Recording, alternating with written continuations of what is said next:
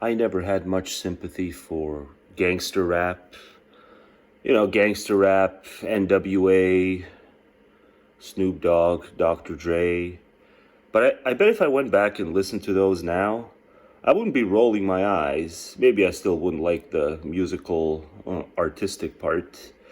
But I think I might just like the lyrical part a little more. But I never rode that train being inflammatory against the brave men in uniform. I guess the brave men and women in uniform. But here it seems it's mostly men. But let's see what's going on in South Central. Let's see what's going on. I want us to focus on this guy. Right? But yeah, I never, I always thought it was just, why be so inflammatory? Why call them pigs? You don't have to say, sir, officer, sir, officer, sir. You don't have to be deferential. But you don't have to call them pigs. You don't have to write songs where, they're like the ultimate evil force in the country. And whole records and whole careers, rap careers, where like that's the ultimate evil force in the country. Whatever, whether it's local cops or these federal thugs, it doesn't matter. It's the brave men in uniform. You don't have to. You don't have to call them pigs. You don't have to be deferential to them. You don't have to be inflammatory or deferential. But I bet if I really listened to some of those in 2025, in June 2025, I bet I'd be more sympathetic to the lyrical component. But let's see what this is. The best one is this Raider. This Raider highlights a lot of the juicy events. Trigger happy as fuck. So I just showed you him, right? Look at that. Oh, what's passing by? Where's our money going, right? Yeah, you don't carry the right way. You don't carry the Paul Ryan way. So yeah, I'm not gonna give you credit for asking where's the money going. Yeah, I'm just gonna infer you don't carry the Paul Ryan way because of the shade of your skin. You don't carry the right way. They never carry the right way. Only fellow Confederate whites carry the right way when concerns over the budget are raised. That's how I can tell who cares in the right way. They're telling her to move. Yeah, comply. She didn't comply. She didn't comply. Yes, good. Got what you deserved. Degenerate Becky, got what you deserved. Yeah, I'm gonna infer you deserve it, because you probably have different views from me on immigration enforcement, so I'm gonna infer you're the type of person who deserves. Whether it's a fake bullet or a real bullet, we don't even know, but I'm gonna infer she deserves it. Yes. Good. You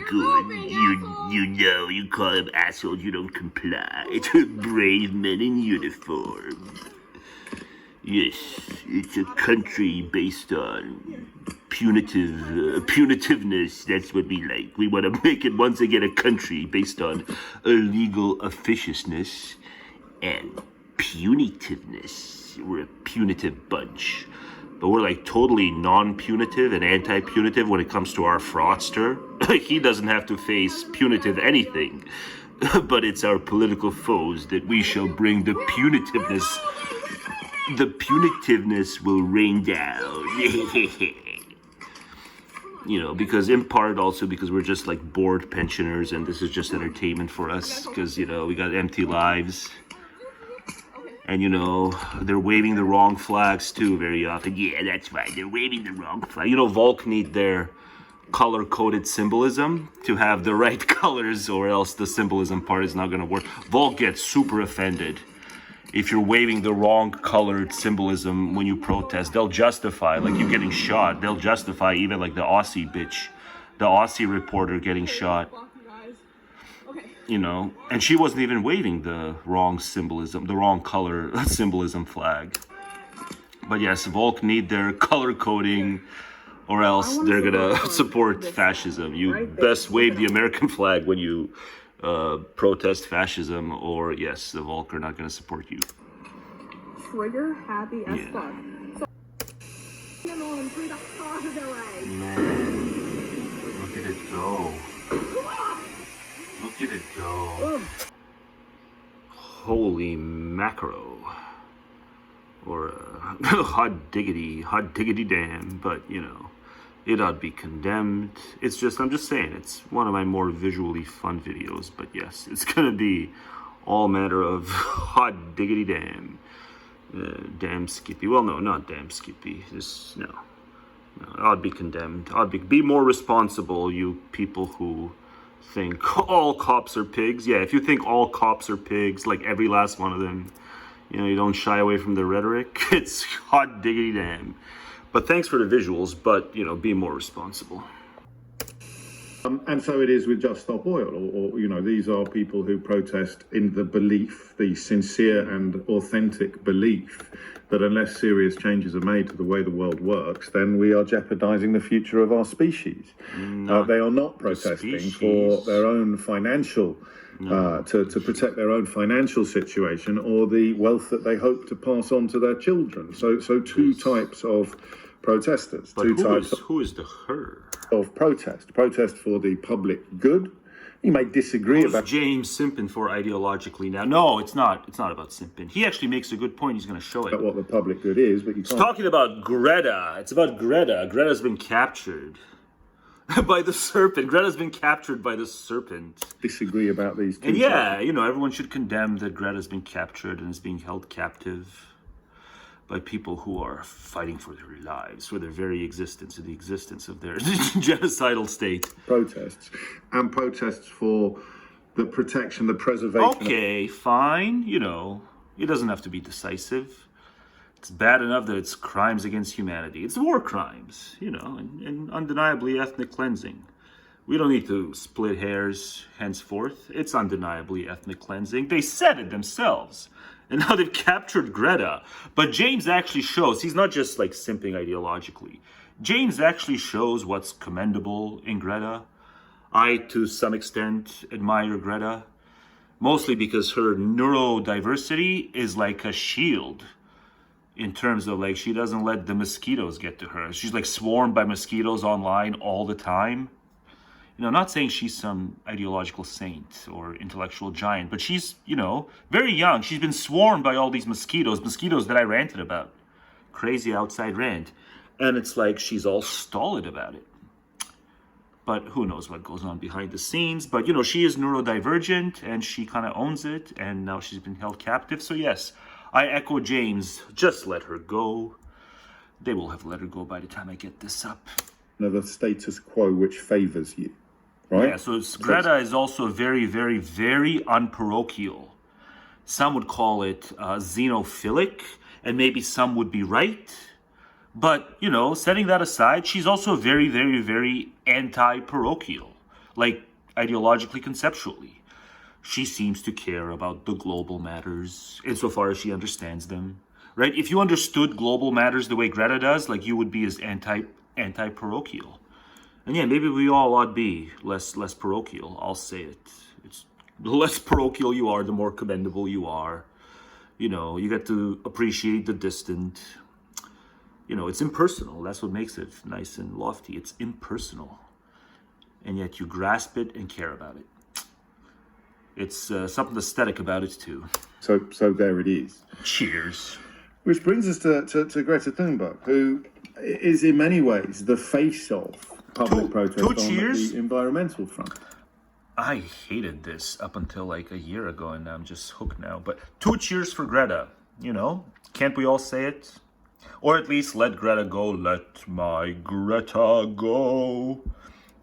You know, those of you fighting for your lives, because there's still some jihadists left in the world, so you'll be fighting for your lives. So but at least let Greta go. 2 cheers for Greta. But you probably condemn me because there's probably some kind of, you know, environmentally destructive. I'm doing something environmentally destructive and unethical every time I benefit from the existence of zero sugar Coca-Cola. She is in many ways. But yeah, Greta's also kind of sanctimonious environmentally, but, you know, she's got, you know, it takes balls, right? It takes balls to be that deep into the sea. And those, you know, high tide spaces in the sea. Yeah, it's high tide. And she's got balls, so it's commendable. the rallying. You know, even the sanctimonious can sometimes be commendable. I mean it 100%. I don't care if it sounds sarcastic. I mean what I say. It's a fun day. It's a fun day. But I mean what I say. Point. There was always a tragedy. Not a tragedy. There was always James knows. a big problem on the horizon for Greta Thunberg. Let's turn the volume Do you know what it was? and appreciate the scenery. Looking back now, it was blindingly obvious what it was. It's summertime. But I'm not sure we fully clocked it at the time. She didn't get a free pass, even as a schoolgirl. She was exposed to a vicious abuse, hideous abuse online, which some people have suggested that neurodiversity may have equipped her with. There we go. To rise above it in a way that other people may not have been able to. But she was always going to get older. So the hatred that is reserved for people who protest for the public good, people who challenge the status quo, now you're too loud, fossil James. fuel companies and the richest people on the planet are Rich given people everything they need. do suck. Rich people do suck because I think pretty much invariably they leave their obscene riches. Here I mean the obscenely rich, they do suck because invariably, in all but very few cases, where they leave everything they got to their spawn, right? It's not capitalism. Capitalism doesn't put a gun to their head and say, like, now that you've enjoyed your obscene riches for decades on end, you know, spread it to the needy. No, they choose almost always spread it to their spawn, their offspring, maybe a few relatives, you know, maybe a few ideologically conducive charities and the church. But that's about it. But, you know, it's not capitalism that forces obscenely wealthy people to do that. They choose to because they suck. To grow. So you progs don't get it. See, I was always going to bring it back to the stupid progs and their misattributions of where the root of the problem is. It's nothing but progressive misattributions to the root of the problem. It's the opposite of the structural crap. You know, they have choices. They can, you know, alleviate a lot of poverty and a lot of, you know, sickness. And yet they vote in felons who elect Ministry of Healths who amplify the sickness a la measles and such. You know, it's ultimately rich people's doing. People who challenge the status Rich people and woefully uninformed health pseudoscience people. You know, whatever, heterodox yoga. It's heterodox yoga. RFK is heterodox yoga who bringeth measles. that rewards fossil fuel companies and the richest people on the planet are rich people suck. given everything they need to grow ever richer, while the rest of us, as the last hour reminded us, often move in the opposite direction. Two cheers. Anybody who stands up for that. Two cheers for James too. For a long time, I just tuned out condemnations of the rich because it's like the easiest argument to make. You know, the rich aren't publicly spirited enough because they're still way too fucking rich by their own hand, by their own choice. But it's such an easy argument to make. I just thought, it was this cliche thing. Stop condemning the rich. It's been done. But it's like, they just kept getting richer. So yeah, I'm going to unironically join James and say 2 cheers for James for condemning the rich. The rich really suck. And, they set this agenda stuff. They're the ones who make you as indoctrinated as you are into thinking that the successful life is all about the extent to which you attain to riches or have, fanciful titles on your resume and shit. It's very advantageous to the rich to trick a lot of people into intermingling their self-esteem with the extent of their resume and how many people can you get a reference for? Ooh, I'm supposed to be afraid of the social credit system from China, but it's like we have the resume crap. It's worked on people. And that was in the interest of the rich for the whole resume crap. For you to say, looks good on a resume. Yeah, I'll take awful first aid courses and wound my knees because it looks good on resume. That's all the rich. Painting a target. But, they have their sycophants too. Let's make no mistake. They have their very, very unrich sycophants. Their back, that is. Ooh, greed is good. Whatever that stupid ABC show was. The show was did a series. Oh, greed is good, actually. Possible to conceive. Yeah, I'd like to greed on their liver. I'd like to greed on and munch on their liver. In greed. and somehow she managed to swerve the worst excesses of that by being but it's about Greta. Often move in the opposite direction. Anybody who stands up for that is painting a target on their back that is almost impossible to conceive of. And somehow she managed to swerve the worst excesses of that by being so young. Yeah, she's not even like really all that misanthropic, is she? Like, yeah, she hates the people who hate her. Yeah, right? That's Greta Thunberg. Okay, idealistic, maybe Arrested Development thing going on, but, you know, insofar as she hates him, she just hates the people who hate her. Can't blame her. By being possessed of... And, you know, she kind of handles it well. My misanthropy would skyrocket. It's already kind of skyrocketing, but if I was exposed to what Greta is, I wouldn't be as gracious in my comportment. Such courage, such a personality that she possessed. Are they going to let her go, or like what's going to happen? But they were always going to come for her, regardless of what. And like, what if something horrible happens? Like, what's that going to ignite? You know, I can almost see it. I can almost see books being written. You know, how the West failed Greta Thunberg. If something horrible happens, right? You know, Greta and intelligentsia. Because, yeah, a lot of intelligentsia just kind of snobbishly dismiss this brave young woman. You know, even Sam negged Greta here and there, Sam Harris. But, you know, Greta was admirable. She did next, because you can't sustain a system that pollutes the planet and continues to enrich the richest people on it at the expense of the survival potentially of the species. Well, that's, you know, individuals die, James. You know, that's the part that sucks. Crushing descent. Are we just composites of the whole? Are we just equivalent to a whole? And insofar as there's a whole, that's how we ought to, you know, value ourselves in accordance to? No. Each of us are like Pinocchio, you know, we can rise out of this stupid wooden crap that the species is made of. See, Pinocchio rised because he stopped being wooden. Materialist watches a movie like Pinocchio and goes like, well, that's just, you know, it's, first of all, it's drawn together, it's fiction. And, okay, so Pinocchio rises, but it's amazing that they were able to hand draw this shit. But at the end of the day, you know what? You know, wood turns to flesh. Why should anyone be, you know, impressed that that was thought up in the brains of artists? But that's not the actual takeaway from Pinocchio. No, Pinocchio self-actualized. That's what actually happened. So, you know, the species is wooden, and the species will never help you self-actualize qua personhood.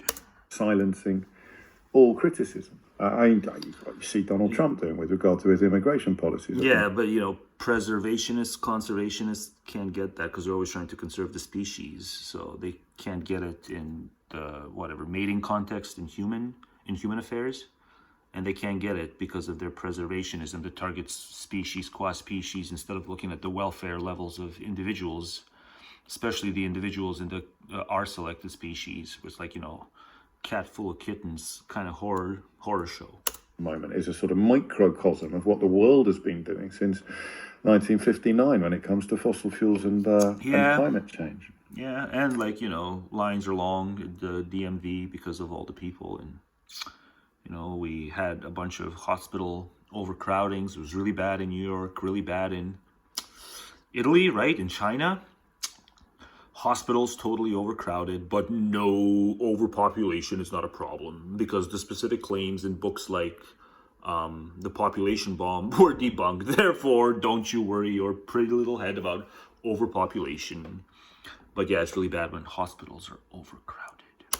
But then she began... there'll just be more nurses and doctors in proportion to the population, right? It's like some kind of market law that will always be the case. I don't think so, bruv. In other areas as well. Most obvious. Them on through the heart of LA.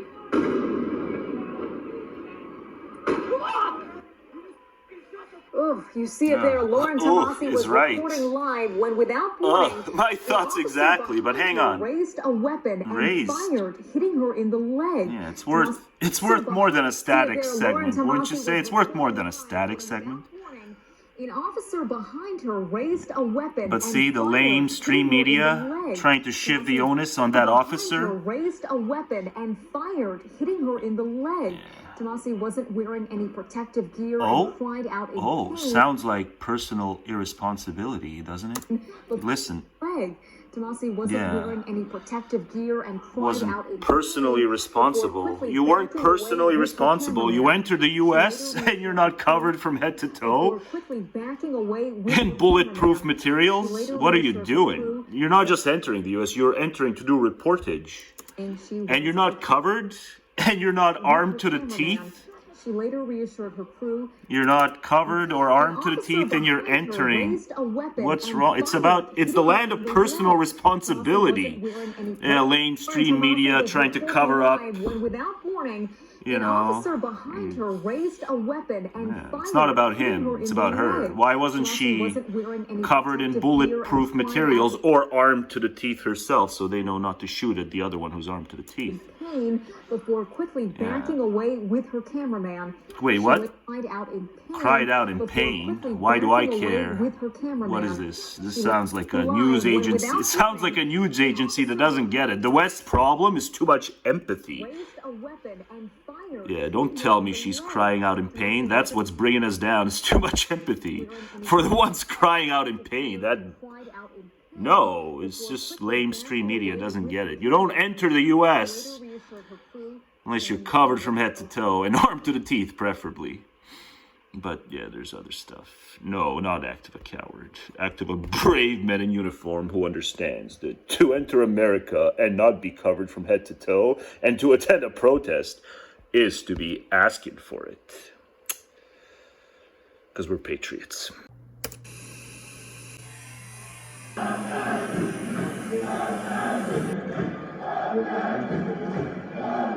My thoughts exactly. I wouldn't say it if I didn't mean it. I wouldn't display the chant if I didn't mean it. So I might as well display the chant, right? Sometimes there's chants, and you're like, yeah, me too, and I mean it. But, it doesn't mean I'm crazy about everything I see, One can, in general, endorse chants without being crazy about everything one sees. That's another one of these lessons, I've mustered as a person, but others can't seem to muster it, It's a problem on many aisles. But hang on, what else do I got here? I want to conceal what video I want to flash to. I want to conceal it by kind of going downward here. Yeah, perfect. What could it be? The invasion of literature by politics it's the talk of the other invasion that I will connect to the invasion, which is not really an invasion, but they keep calling an invasion, because they're made of wood. Bound to happen. But hang on. It must have happened, even if the special problem of totalitarianism what must have happened? Hang on, let me just conceal what it is. Because we have developed a sort of compunction. Politics are being a pretense is kept up, that genuinely literary standards are being applied. We are a literary peoples. Of course, the invasion of literature by politics was bound to happen. It must have happened, even if the special problem of totalitarianism had never arisen.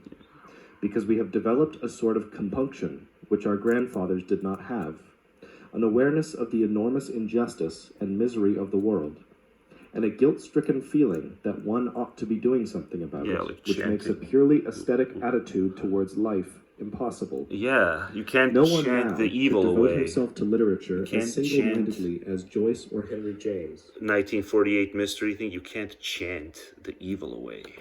But who wouldn't? Feeling guilt. It's about, they chant because it's the only way to cope with the guilt. Justice of totalitarianism had never arisen. Someone who writes about totalitarianism in 1948, about 1984, like flippage, numerical flippage. A lot of numerical flippage in this author. Because we have developed a sort of compunction, which our grandfathers did not have. Chant compunction. An awareness of the enormous injustice and misery of the world, and a guilt-stricken feeling that one ought to be doing something about it, which makes a purely aesthetic attitude towards life impossible. No one now could devote himself to literature as single-mindedly as Joyce or Henry James. But unfortunately, to accept political responsibility Or to. now means yielding oneself Yeah. over to orthodoxies and party lines, And so it's not with all the just timidity and dishonesty Yeah. that implies. It's not just literature, it's inquiry. As against It's the inquiry as Victorian well. writers, we have the disadvantage of living It's among also these as life. it's also inquiry. You're disbarred from fully throated inquiry. impossible. No one now could devote himself to literature as single-mindedly as Joyce or Henry James. No. But unfortunately, to accept political responsibility now means yielding oneself over to orthodoxies and party lines, You may have with all the caught timidity and dishonesty that a implies. flash of the title. As against the Victorian writers, we have the disadvantage of directing living well. among clear-cut political ideologies, Yeah, there's so many and clear of cut. usually knowing at a glance what thoughts are heretical. Yeah. A modern literary intellectual lives and writes in constant dread, Did that. not indeed of public opinion It's in the really wider bad. sense, but of public opinion within his own group. Yeah. As a rule, luckily, there is more than one group, but also, at any given moment, there is a dominant orthodoxy, to offend against which needs a thick skin, and sometimes means cutting one's income in half for years on end. Like being a vet who hates Obviously, MAGA. for Being a about vet 15 who years hates past, MAGA.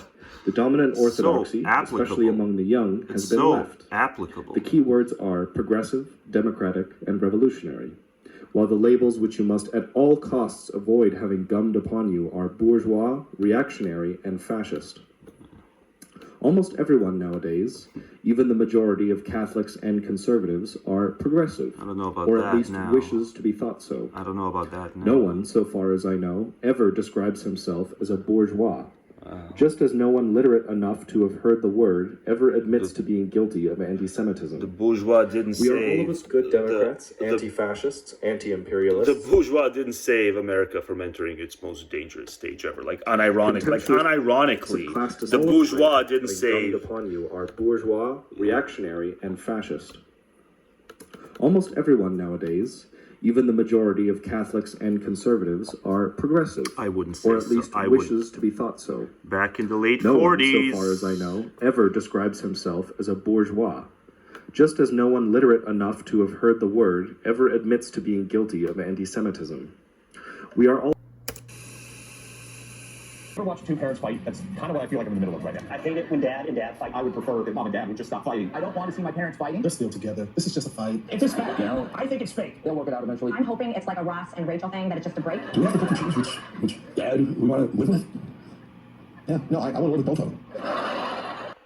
And now, slightly later in the future. That's like the shortest audio of all And now, time. slightly later in the future. It's the shortest audio ever. And It's now- almost as if it's just a disclaimer. Slightly later in the future. So this is like that, except it's and now, slightly earlier in the past. And now, Slightly later earlier in the in the future. past. And Yes, now, I slightly have something late- from about 10 days ago. It was relevant. Now it's not so relevant, but it's still kind of relevant. Later in the future. Someone rolled over. But like 10 And days now, slightly later earlier in the past, before someone rolled over. future. Yeah, And now, slightly I later made in my the point. future. I made my point. It's slightly like 10 days ago or so, before we knew someone was gonna so heavily roll over. Now we know they rolled over, but 10 days ago we didn't know what was gonna happen, and a lot of people cared in the wrong way, and here goes that. Now. And now. Meanwhile, in non-based, non-black pill spaces known as Blue Sky, it's all about grabbing that popcorn. Grabbing the popcorn has been the thing to do for like a week now, because they're celebrating a certain something that doesn't warrant any kind of emotional investment, but they're celebrating a certain fallout. So everyone's been doing this. Everyone's been grabbing the popcorn, but I'm here to say, don't grab the popcorn. Odds are it's theater, and even if it's not theater, odds are it'll be short-lived. Watch, by the time I upload this, there will have been a reconciliation. But they're just so happy about it, the Blue Sky folk. They're just so damn, what is it? It's Bannon Bannon's especially giddy about it. But I think Bannon's in on the joke too, or whatever, the soon-to-be reconciliation drama thing. I think he's in on it. But, you know, reconciliation or not, theater or not, you know, Jeffrey Epstein list spilled the beans or not, don't grab the popcorn. For the first time, I'm kind of realizing that there's a lot of people, you know, whether they're moderates, whether they're dyed-in-the-wool progs, you know, it's not just that Trump and Musk, formerly known as MUMP, it's not just that they're extremely powerful people and consequential people. No, I finally accepted something about a great swath of the public, the proggy and otherwise non-conspiratorial public, let's just say. I finally realized that they're invested in these two characters because they're genuinely amused. They're genuinely amused by Trump and Musk, formerly known of as MUMP. They're genuinely amused by them. You know, how could you possibly think it makes sense to grab popcorn? You know, whether there's a swerve coming up or not. No, it's just they're bored. There's nothing interesting about them. There's nothing interesting about MUMP Fallout. There's nothing interesting about it. Oh, right, I forgot again. You know, most people are just nowhere near where I'm at. Most people are nowhere near where I'm at. So that explains it. But watch, I'm not even going to do any images. I'm not. It's just, I'm not going to commentate on it. Maybe I commented on it briefly, like halfway into the video, but no images. No images, just the popcorn meme and saying, don't grab the popcorn. Numerous reasons why you shouldn't. There's more interesting things. I get it. They're consequential. I get it. They're consequential. But if it was merely about them being consequential, like, no, this would not. This would be very, you know, it'd be like equivalent to booger eating. You know, if you're only following them because they're consequential and dangerous, then no, this wouldn't be the reaction. You'd be more stolid. You'd be more Spock-like about it. But this is not being Spock-like. This is just announcing how invested you are in the plight of your political foes. So I'm not doing images about it because I'm above it. Okay, maybe I'll do a couple. Maybe I'll do a couple images. Hang on, I got some stuff queued up here. Maybe I'll just do a couple of images on it. Your name is Elon now. Yes, sir, Mr. Trump. You can call me anything you want. Just please, Mr. Trump, don't tax my business. Don't harass me. Don't send you goons after me. Don't even, you know, slightly increase my taxes.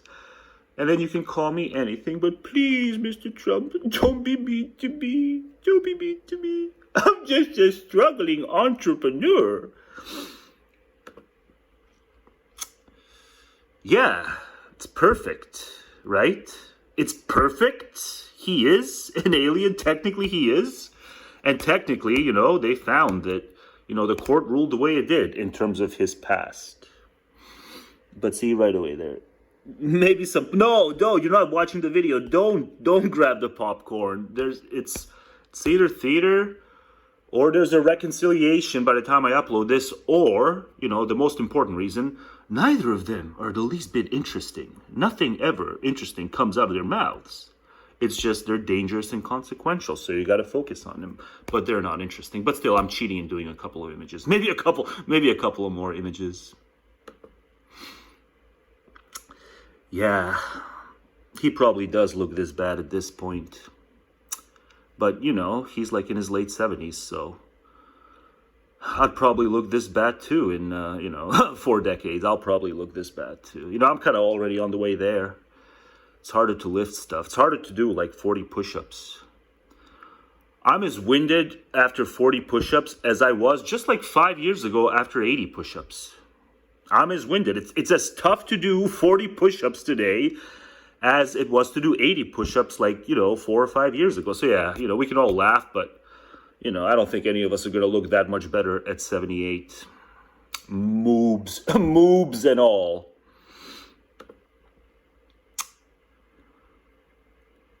Ted Nugent. Yeah, so all the QAnon people who think like pedophilia is like everywhere, very often support Ted Nugent. But then, and I didn't even know about this, but these are some Jailbait lyrics by Ted Nugent.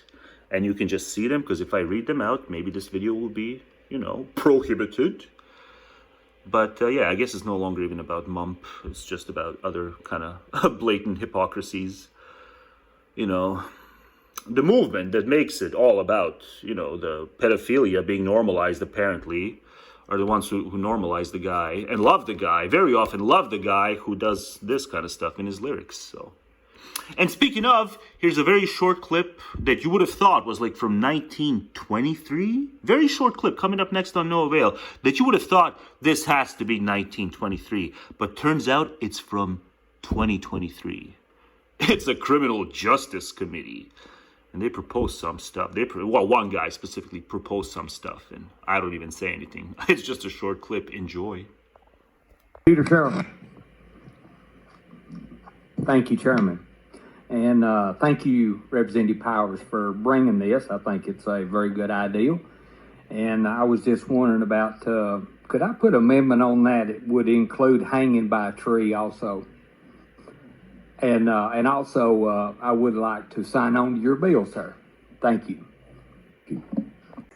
And buckle up.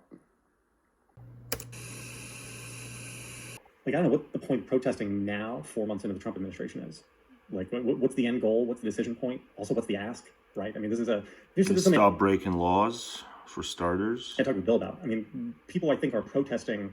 Let the local thugs take care of the local protesters. You don't need the national thugs to take care of the local protesters. And also, it's about the campaign of fear. That's the ask. That's my ask anyway. And the campaign of fear.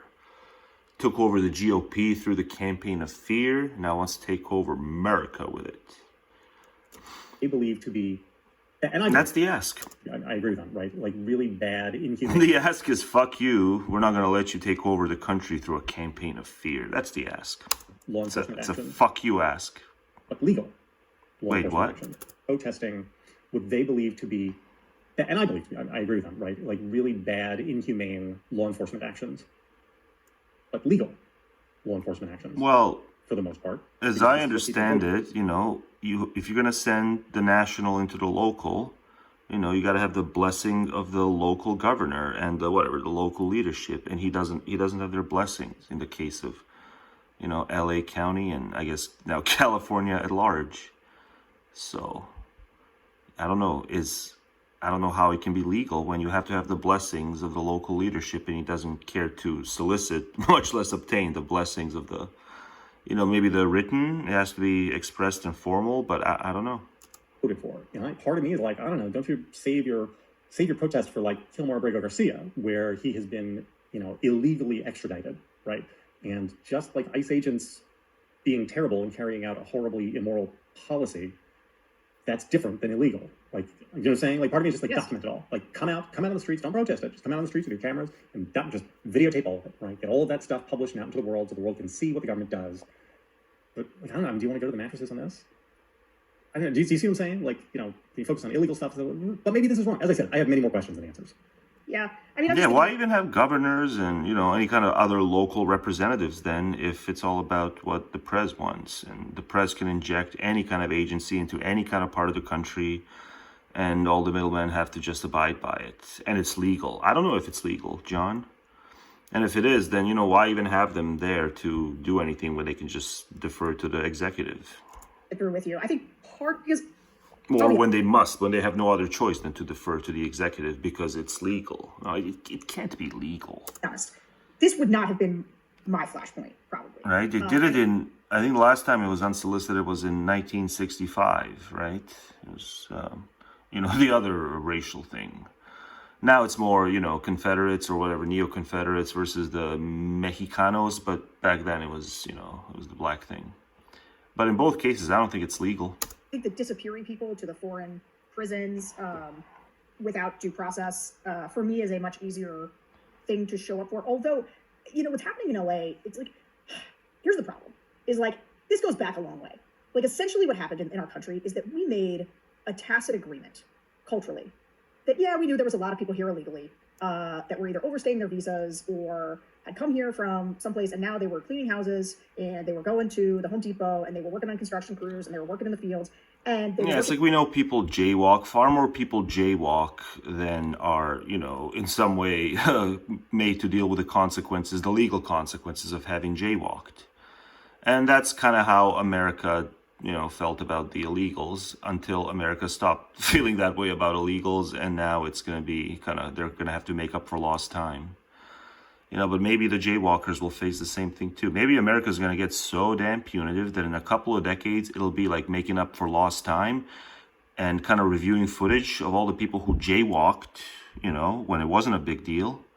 And there's like, we're going to be so damn officious about this shit. We're going to retroactively prosecute all the jaywalkers. It wouldn't surprise me at this point, because their lives are just that empty and they just need to get off through punitiveness, I guess. And it's like, well, technically, yes, jaywalking is against the law. It's like, yeah, you got me there. And the rest, and we're citizens who went to college. Right? Yeah, and and we basically just. I'm not saying illegal border crossings are equivalent to jaywalking. I'm just making a comparison. Comparison doesn't mean the thing is equal. Everybody kind of said we don't have the system to process everybody, and so we're all gonna just, it's sort of like weed, I feel like, in the 70s or something, or 80s, where it's like, yeah, it's illegal, but like everyone's doing it, and there's a whole cultural movement around it, and cops, and they've clearly never done it, or else they couldn't be the way they are. People for it, but also lots of times they don't. Well, that's wrong, right? Like Kid Rock is the way they are, and Kid Rock's clearly done it. Weed, so yeah, weed's not gonna save everyone, I'm afraid. And some people get away with it more than other people get away with it, and so. Once a punitive scumbag, always a punitive scumbag, I guess. I feel like... Yeah, character doesn't change. He suddenly changed the contract, right? Conduct can change when conduct sniffs out how it's prudential to change on the exterior. But in the interior, no, man doesn't change. Trump came in and said, no, we're gonna get rid of everybody who... Now, but he did, and this is, you and I talked about this a lot, I know that Donald Trump gave people a pretty clear vision of what he wanted to do. Like, if you came here illegally, you're going back. But, like, a lot of people, they were so used to that tacit agreement, that under-the-table agreement we all just lived with, that they were like, well, I heard criminals and gang members, not the person who's lived here for 15 years, who has American children, and who's been cleaning houses or working hard, driving a truck, whatever it is they've been doing. Like, they're part of the community. And so you can't tear people out of a community. This is what happened with Carol, right? When somebody is embedded in a community and then you take them out, people are like, wait a minute. This is not what I meant, because this is part of this thing we've all been doing for a long time that we understood and was cool. I thought you were going to go after bad guys. And then everybody else says, no, guys, he was pretty clear he was going to deport. Yeah, well, it's a business-friendly culture also. Let's also not forget that. And, borderline, or not even borderline, right? Under the table, below minimum wage. And that's why these local economies are just, 99%, migrant-based service economies. Because it's a business-friendly culture. So it's like, the Republicans, they at once want a business-friendly culture, and then overnight they want to say, okay, not overnight, but over the course of, 15, 20 years, they want to do an about-face on just how serious the sin of illegal border crossings are. It's like, okay, you go ahead and do that, and you push that, toe that line, but it's going to be a less business-friendly culture. Because the local economies are all about that under-the-table, non-minimum wage, sub-minimum wage labor. It's because the people are desperate. Millions and millions and millions of people. And if you think that, Yeah, I think the modern-day GOP said we will be less business-friendly if we get to boot them out. People are criminal, they're here illegally, like they did do a thing that's not legal. But then you got to have some kind of contingency plan on what happens to those local economies, right? But they did it at a time when America... Whites don't want to, clean toilets and stuff, it would seem. Not enough of the whites, no matter how desperate they are willing to do certain degrading jobs. Yeah, we know people are doing this, and now we're basically just putting them to work. And because we never it's our fault. We never built a system that was meant to deal with these people. So yeah, we can't just white self-blaming again. Now, without expecting some backlash. Yeah, and it's, I don't know. So this is my question to you then. It's very simple, so I'll just make mine clear. If kids get caught in the crossfire, I'm against the deportation. Think of it like the Blackstone ratio thing on guilty versus non-guilty verdicts, right? I would let 99 guilty parties go free who are, undeniably guilty. It's been proven through due process that they're guilty. But to arrest them and imprison them and keep them away from the, responsible members of society, if I have to then also imprison one innocent who is clearly, provably innocent, yeah, I'd let the other 99 go free. And I'm kind of that way on this deportation stuff. Yeah, there's 99 illegals, and you've proven beyond a shadow of a doubt through due process that they're illegals. Yeah, sure, deport them. But if you can only deport them in a package deal where the 100th illegal also has to come along, but that 100th illegal had children's born and raised in the country that they illegally entered, but the children's are born and raised, that's a kid that would get caught in the crossfire. I'm against any kids being caught in the crossfire a la deportations.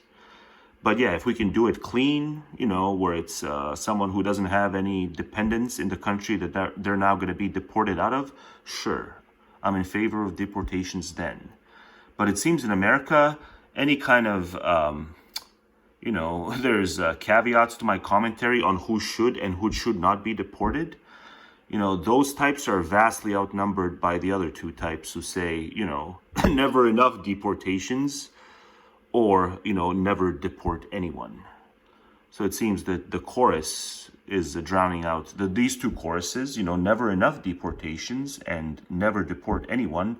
Those two choruses are drowning out the chorus of, deport certain illegals some of the time, but, don't allow for children's who are born and raised in the country to be caught in the crossfire. There, it seems like a sensible enough commentary on deportations, but very few people venture into this kind of zigzaggy land.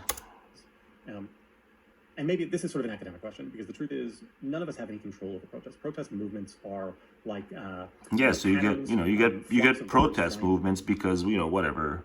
The Mexicanos have ancestry here dating back centuries and shit, and they think that's relevant. So, good luck convincing the people who are, if they're obsessed with anything, it's the word America.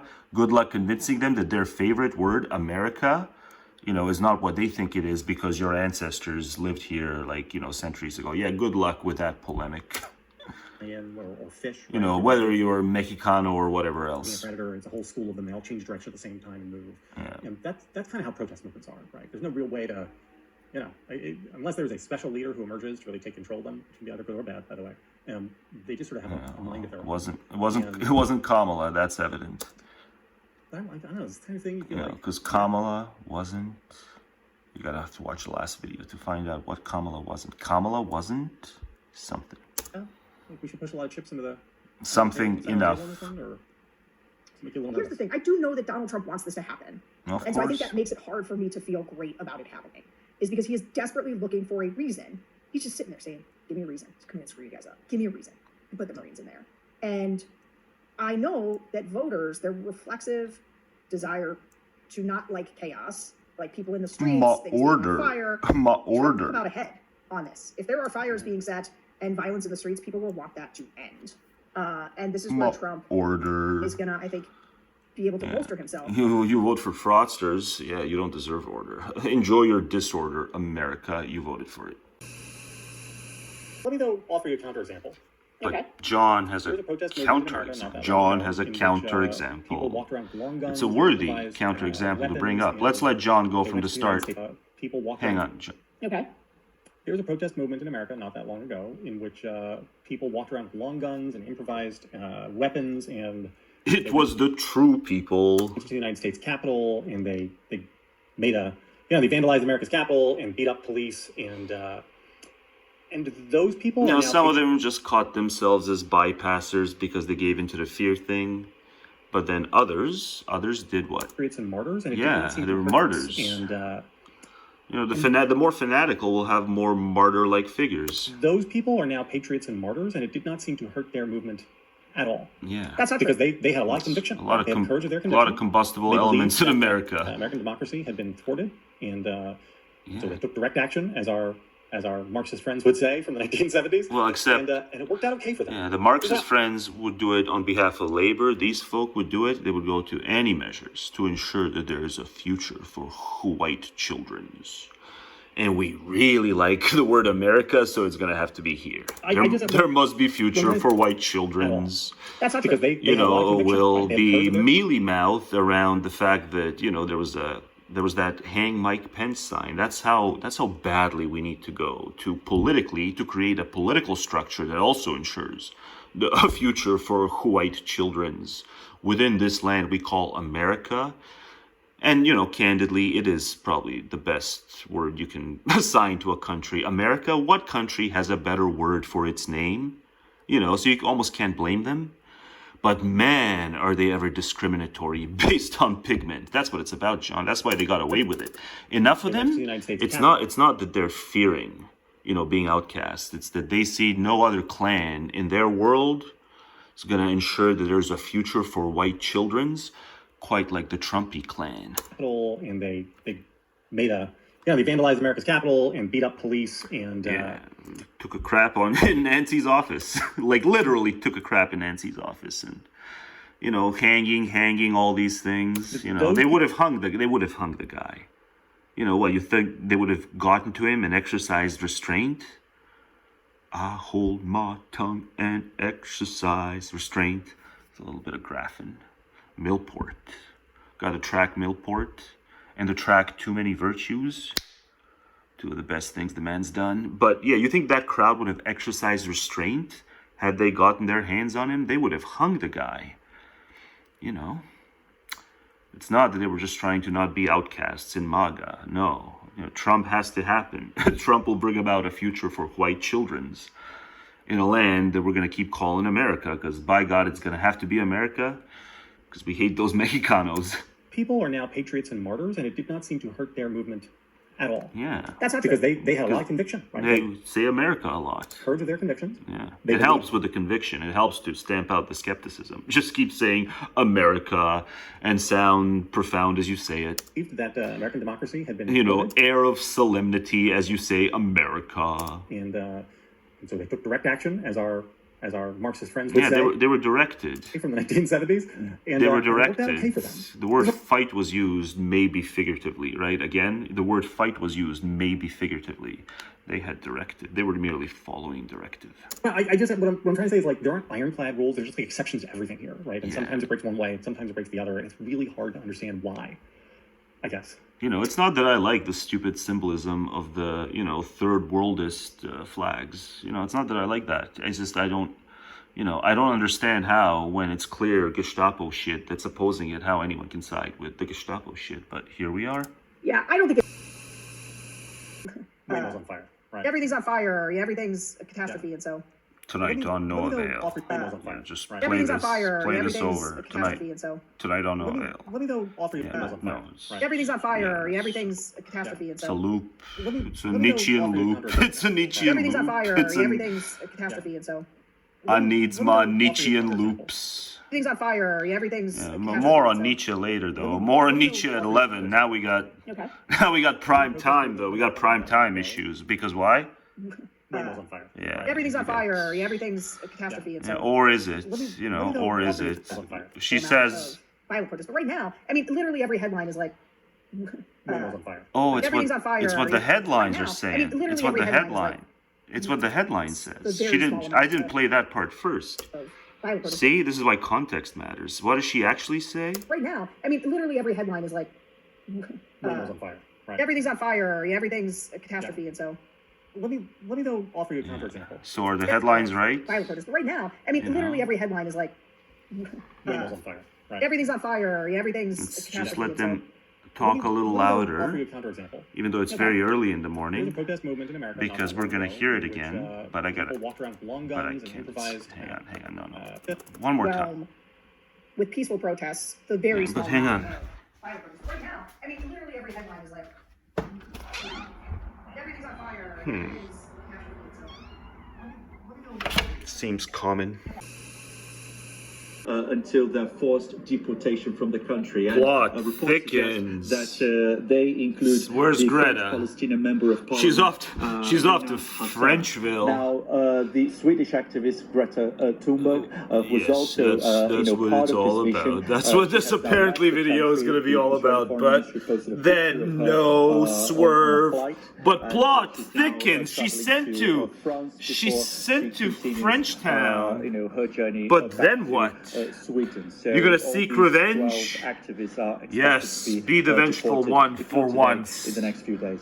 You know, it's Meister Eckhard, be the vengeful one for once. But hang on, let's go back to Greta. God, these, you know, they're just doing these, you know, twists and turns to the music I came up on, right? This System of a Down, you know, System of a Crown. God, you've got to see these. You know, play some intros to Infernal matches. Oh, man. If you love System of a Down, but it's like done up as if it's all retro and shit.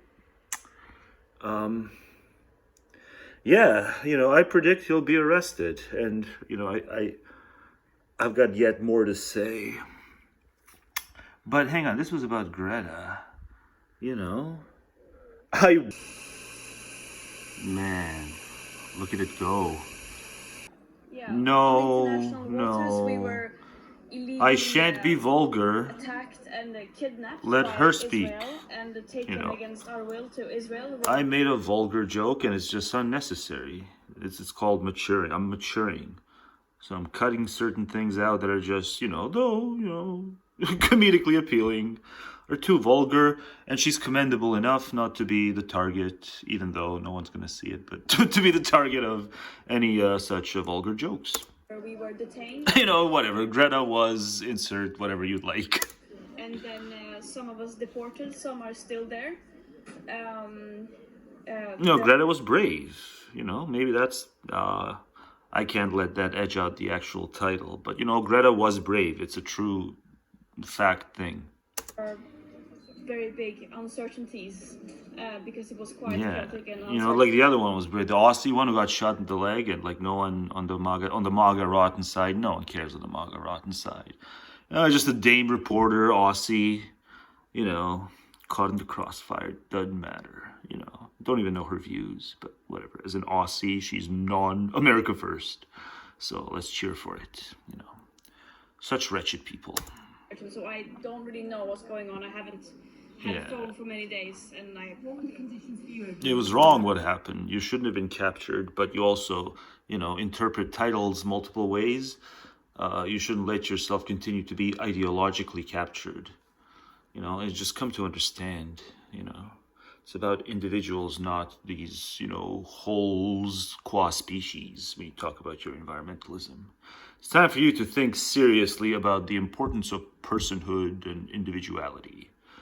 And, you know, the self-actualization over a lifetime. That was like what Cinderella was about. You know, Cinderella, I want to relate to the youth through the films of yore. I want to relate to the youth through the films of yore. You know, it wasn't just that Cinderella freaking enhanced her looks through magic. You know, you can tell an idealist story. You know, Cinderella was subjugated pretty much since the day she was born or since the day she was adopted by her evil stepmother.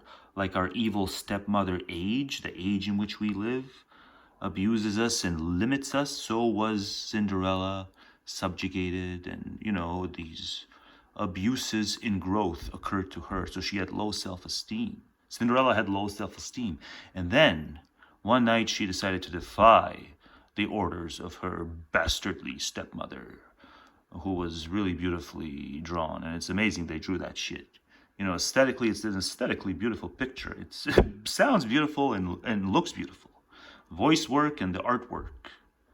So it has an effect. It has a striking effect. And so Cinderella self-actualized. The magic stuff, she just went into a state of frenzy. That's how you can interpret the story from her standpoint. She was responsible for all that.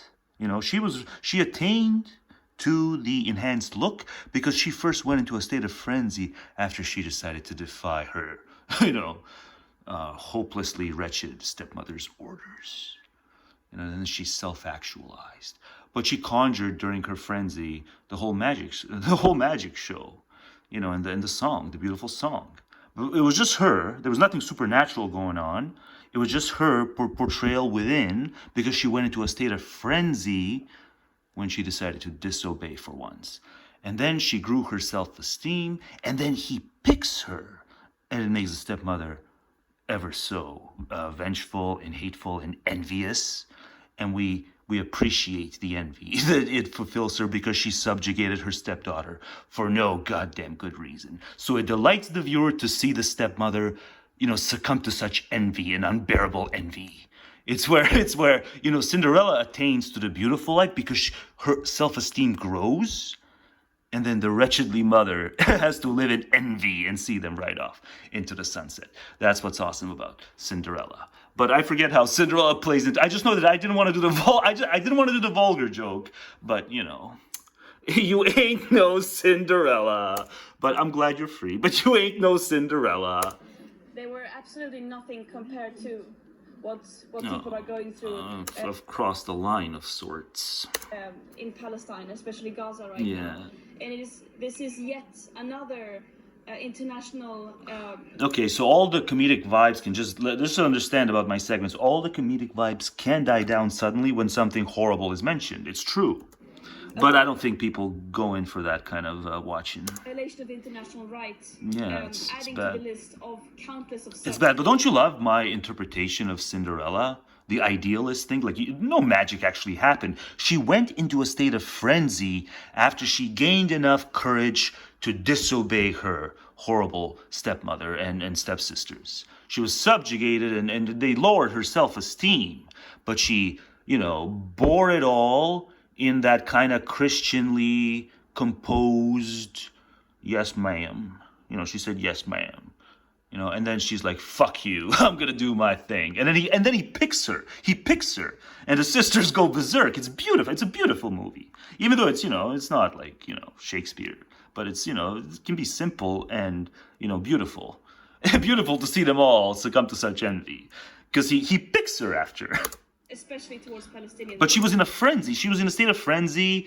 And then I guess, the frenzy dies at midnight. But then she's still, kind of in good enough terms with the prince. That Israel are committing by blocking and preventing humanitarian aid. The clock there bears some, aesthetic symbolism to the fact that we have to live the stupid scheduled life by going to work. The clock strikes midnight, the frenzy is over, but the prince still wants you, but the frenzy is over. Yeah, it's all what the clock ruins our self-actualization. When you're time-bound, so got to be productive. From entering Gaza. But okay, That is illegal. It's hard. It's scarcely about Greta anymore. Yeah, they probably. It's a kind of Cinderella. It's going to be a kind of Cinderella story. Watch. Videos. As I said, I have not seen anything, but they did an illegal act. She's going to be the Oliver Twist of the 21st century, but it's going to be some kind of Oliver Twist meets Cinderella story. Her life, this gal's life. Just keep paying attention. International waters and against our will. Greta Thunberg as inverted Oliver Twist. Getting out and so on. But that is not the real story here. The real story is that there is... But yeah, I wouldn't. Yeah, that's what I had in mind. There's many others, but I think this one was her peak moment, peak performance in the film. It says it all. The look of death. Was he Sylvester? Was he literally Sylvester? It's been a while since I've rewatched. I don't want to go. I think it's all of it is on YouTube, but then I'd get the copyright hounds. Maybe even for this. Do them again, yeah. It's the same with homework. Do it again day after day. After a while, I'm going to stop doing it. Because y'all ain't impressive. You're as unimpressive as... What was her name? See, I always remember Maleficent, but some of the other ones, I don't remember their names. But, this is almost like, let's tie it to the whole deportation thing. America's going to be more partial to its botched and bungled than it is to the most exemplary who weren't born in America.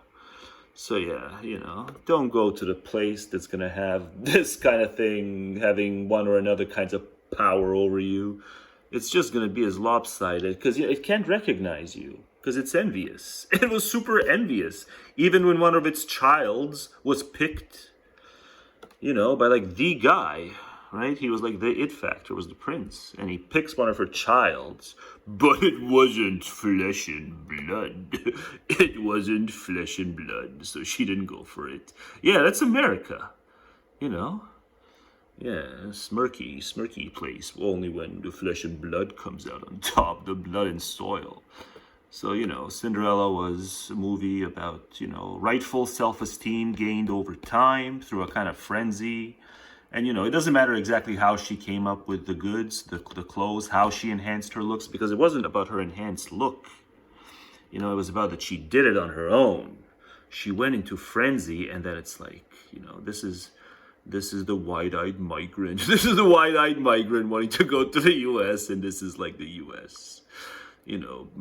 Certain forces in the U.S. that make their way to power, they claw their way to power. So yeah, you want the stink eye, you wide-eyed immigrant who wants the better life, the ever more goods notion of the better life. Yeah, the prosperous life, right? Yeah. You want to be the kind of Philistine that Shop talks about. You want to be comfy with SUVs. Yeah, I can't say that I feel that aggrieved myself. It's bad that kids are caught in crossfires, but, you should have known to stay away. You should have known to stay away from a country that looks at you the way this bitch looks at her. Who was she supposed to be the savior for? I was a bad savior. Where's the sister wife? Yeah.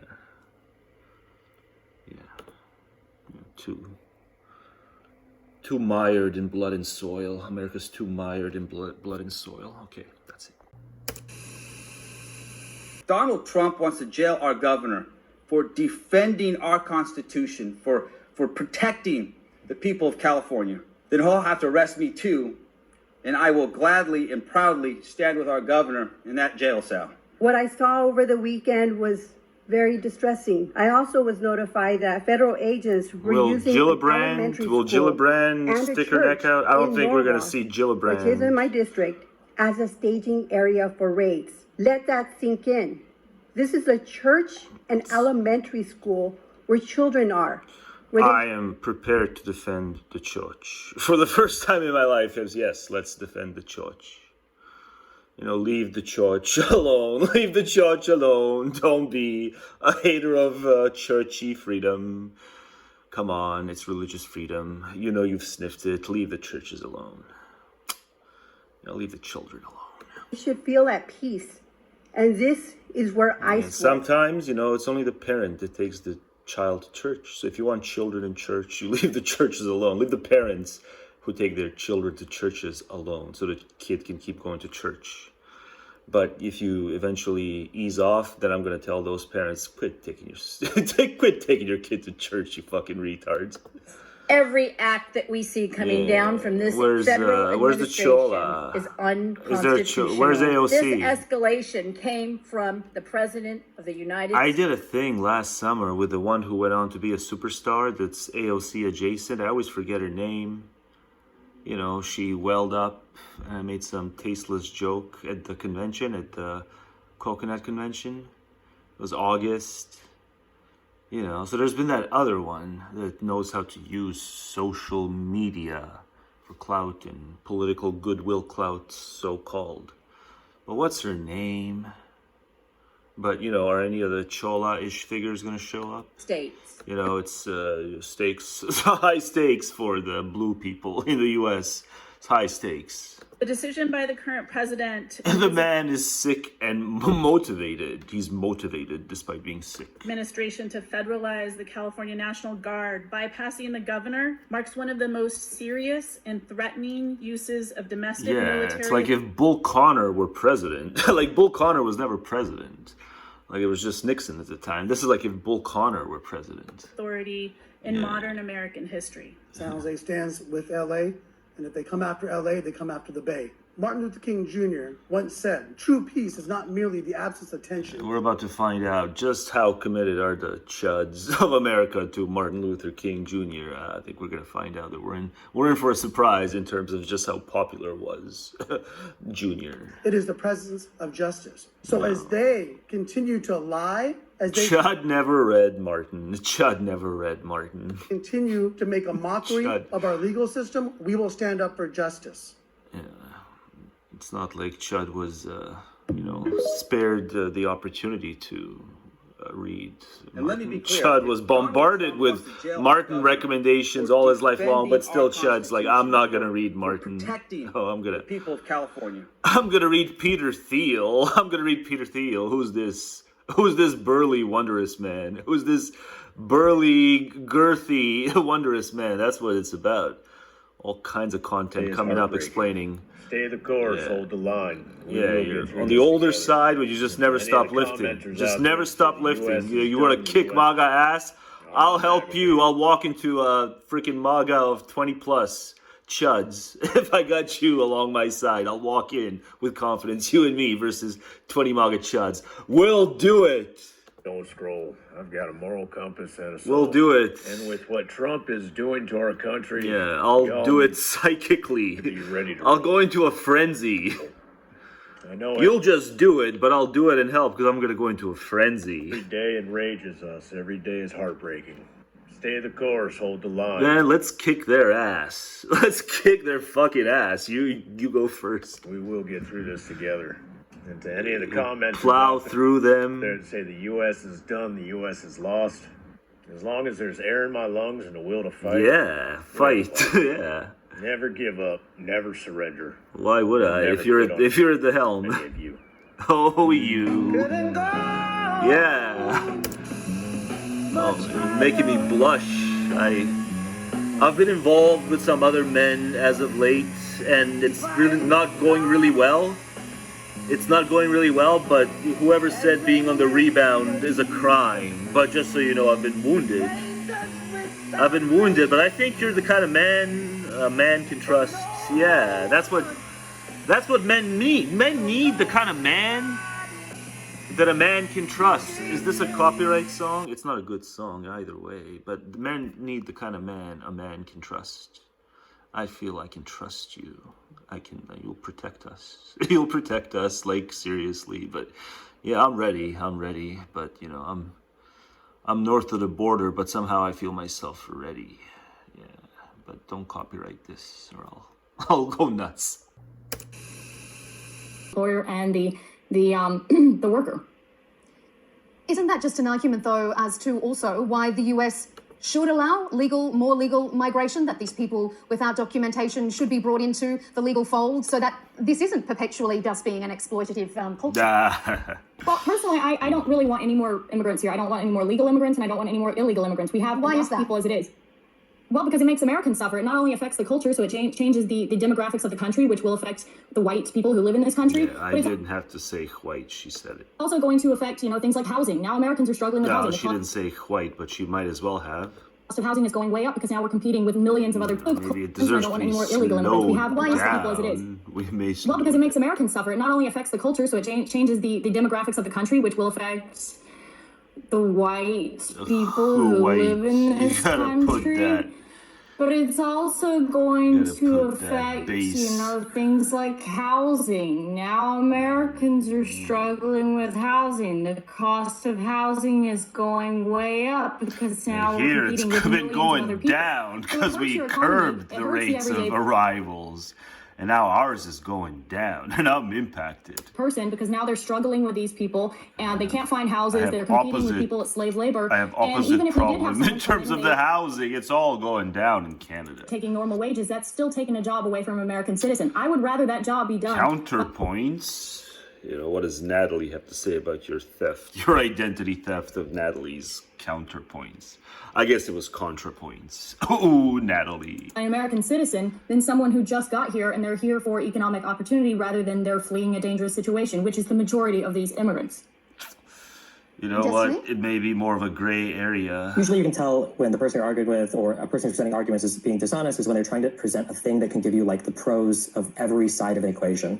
The reality is for any given thing, especially economically, usually this works policy-wise as well, there's usually pros and there's usually cons. And the goal is to try to get as much of the pros as possible while minimizing the negative impacts of the cons. The idea that if you deport 12 or 13 million workers, that would only result in pros for the American average citizen is so unbelievably and unfathomably ludicrous. You don't believe in America. You don't believe in America, Destiny. You see, it's a funny thing. You believe in America, you'll believe in Americans. Bounce back from anything. Is the understanding of every single part of society, all the way from government budgets, which are benefited by immigrants who pay taxes, because we believe in Americans. To local economies, where you've got people who are able to, rent buildings out to people that are renting them, even if they're legal immigrants. You've got employers who are able to hire people, even if they might be paying them under the table or whatever. And then at the end of that transaction, you've got customers who are enjoying lower prices and a greater diversity of things that they can buy from as a result of that. If you want to get rid of all of the illegal immigrants and then you want to curb down, or you want to curb legal immigration, then fine. But you have to be honest about what's on the other end of that transaction. Prices are going to be higher for everybody. A whole bunch of small businesses are going to shut down. Housing prices, yes, might go down, but that means that homeowners that own houses are going to see the value of their own home decrease. You're going to see the foreclosure or the closing. What are they going to do when it's time for pension? How are they going to get by? It's not like they have social security numbers. Of a lot of residential buildings that people are renting from. What happens then? What happens when they just age out of the labor market? They were illegals for decades and they just age out of the labor market, but they somehow make it. I don't know how so many people make it. I think that if you want to make that argument, I think it's an interesting argument to have, but it's so unbelievably boring when people try to argue that you can get the pros of every possible side of an equation if you just do the one thing that they like the most. I've never heard anybody make a concession that, we're going to the white race thing is kind of a lexical threshold value. There is a premium when it's the saving of the white race. People, and it is going to be economically painful, but I think that economic pain is worth whatever other project I think America should be or whatever idea I have about what immigration should look like. Lily? Yeah, like the Germans, they pride themselves on the pain they take for the Volk. Well, I mean...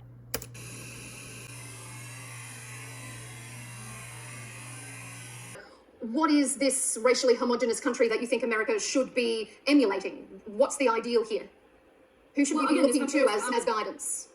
I don't think we have to look to anyone else. I think we can do it on our own. We did it on our own for a long time before we started mass immigrating from other cultures that are not compatible with the West.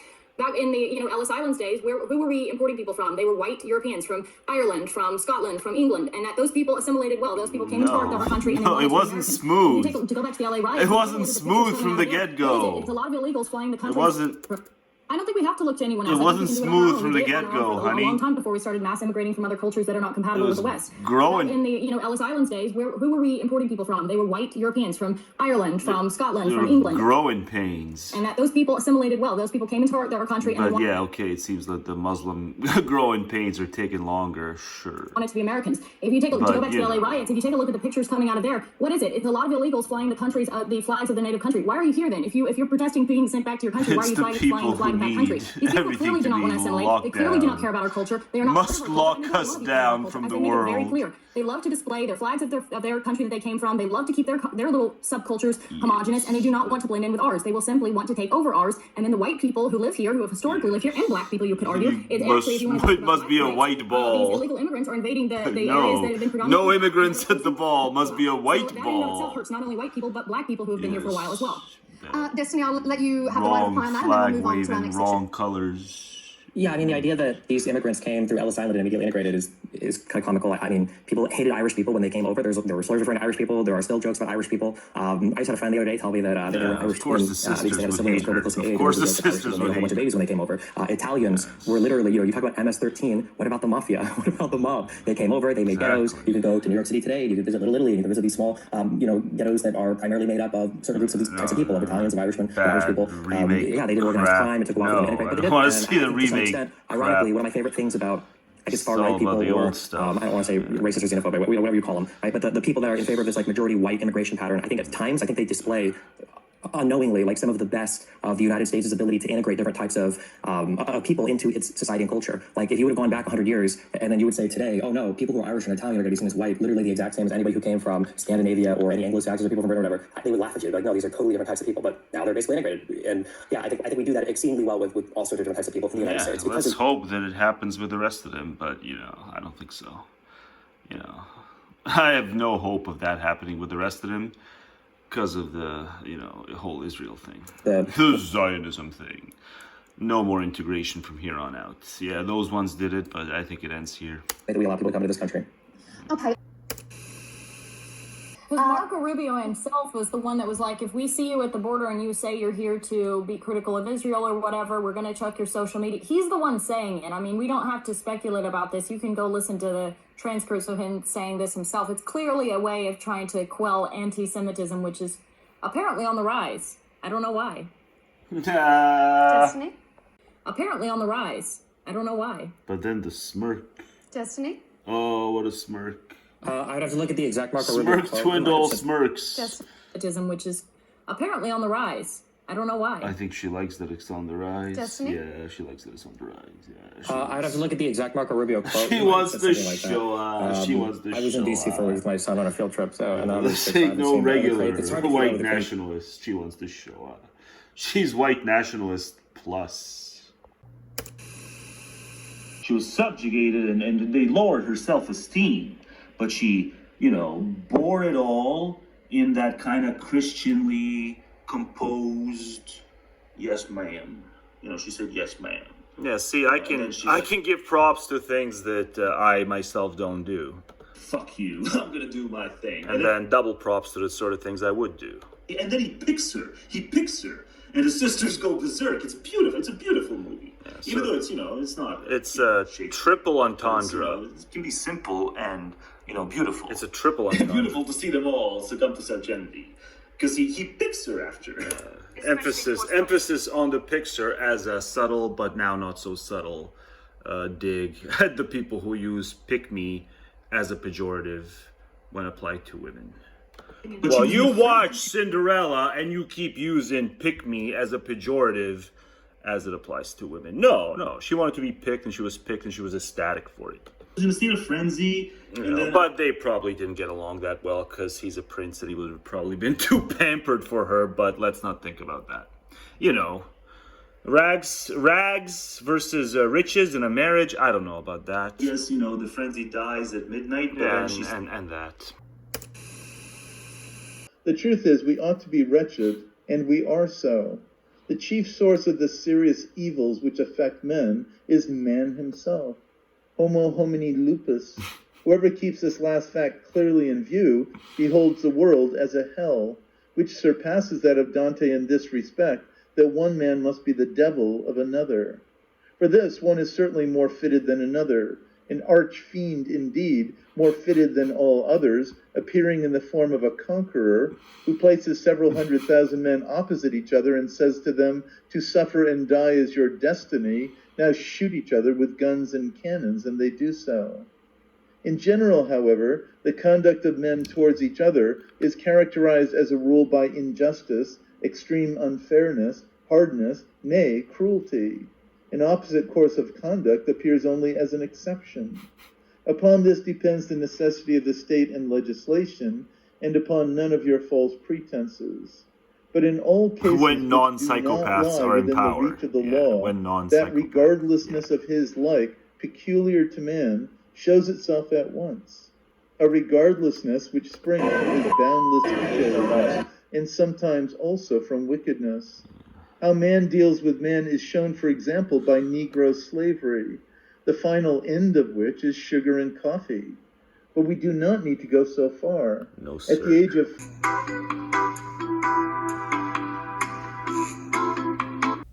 My drifting memory goes back to the spring of 42, when I was just a child in Mama's arms. My daddy plowed the fields and prayed and did all he could do to save that broke down Oklahoma farm. Well, one night I heard my daddy saying to my mama, they finally saved enough for us to go. California was his dream, a paradise that he had seen in pictures and the magazines that told him so. California cotton fields, where labor camps were filled with worried men and broken dreams. California cotton fields was as close to wealth as Daddy ever came. Almost everything we owned was sold never left behind, from daddy's tools to the fruit that mama canned. Some folks came to say farewell, to see what all we had to sell. Some just came to shake my daddy's hand. Well, the Model T was loaded down in California bound, and the dream of hope was just 4 days away. But the only change that I remember seeing in my daddy was when his brown hair turned to silver gray. California cotton fields, where labor camps were filled with lurid men and broken dreams. California cotton fields was as close to wealth as daddy ever came.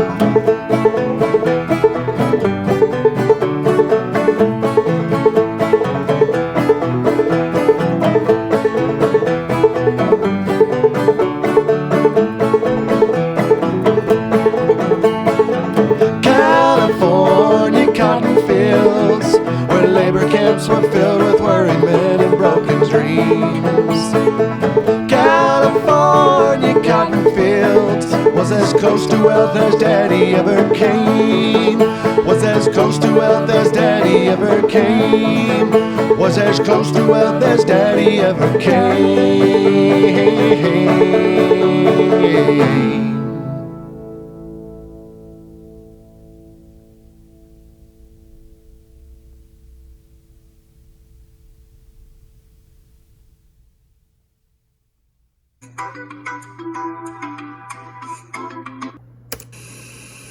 I kind of get why people are doing it. You know, as somebody who was a former practicing Jew, as I've said this before, I really miss community, and there's just nothing that's replaced that for me.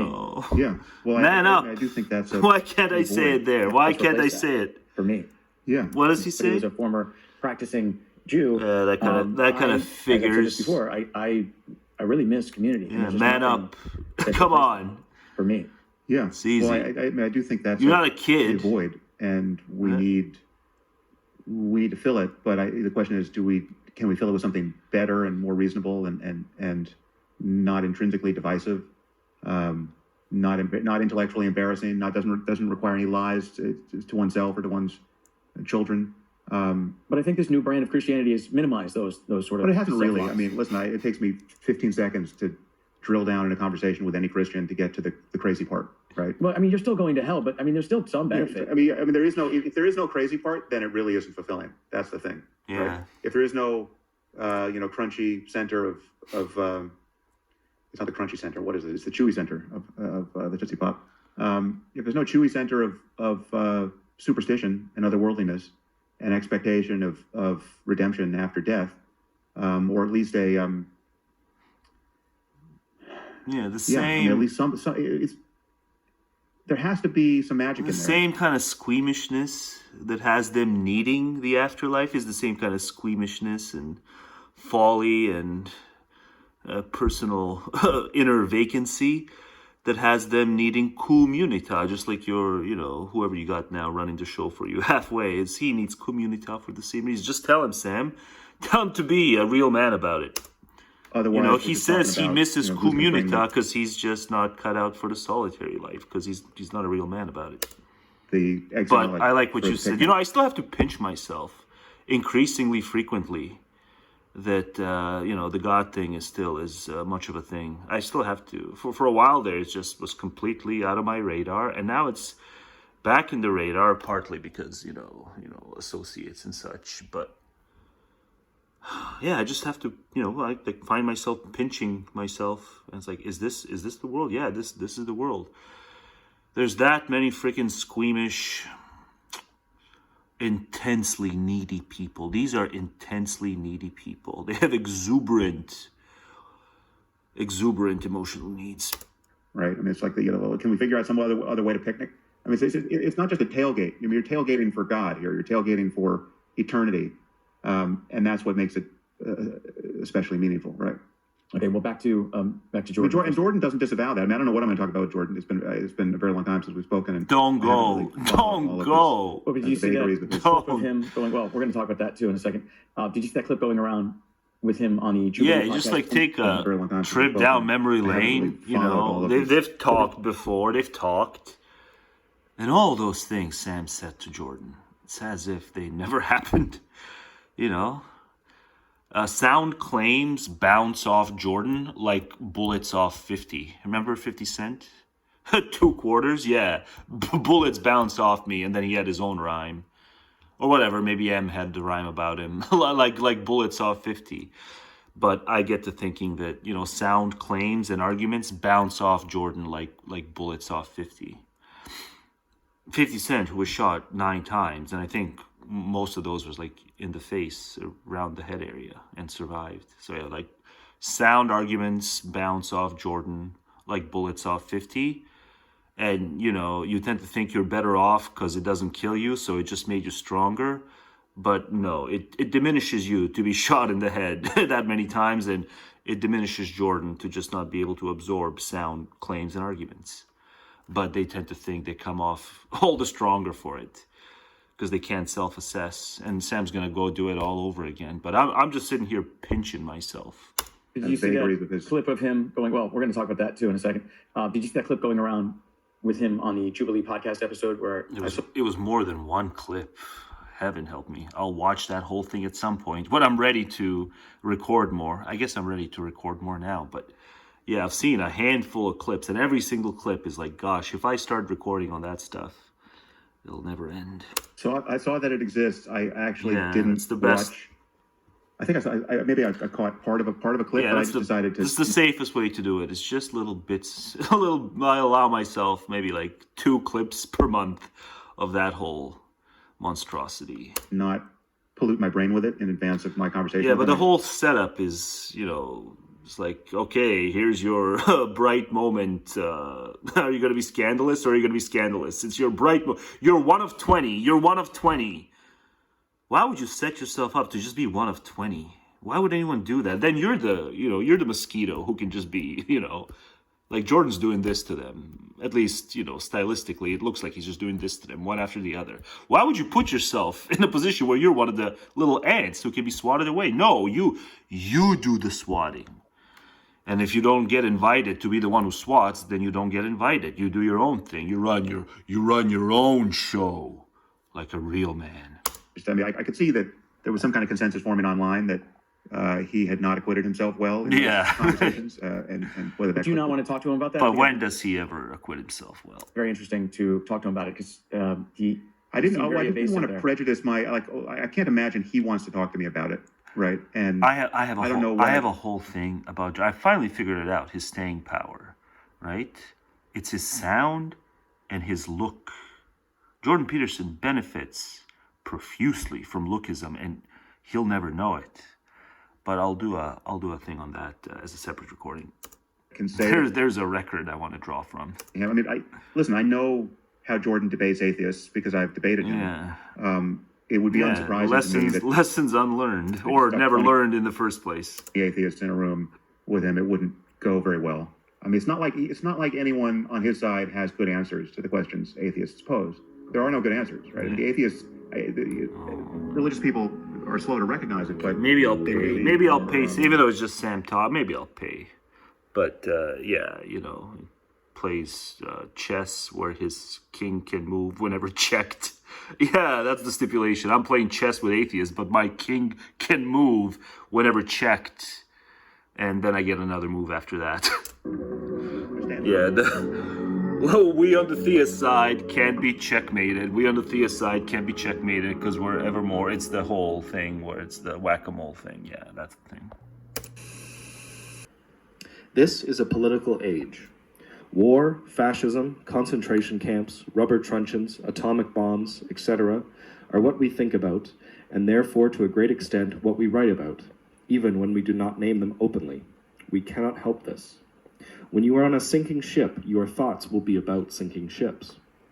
But not only is our subject matter narrowed, but our whole attitude towards literature is colored by loyalties which we at least intermittently realize to be non-literary.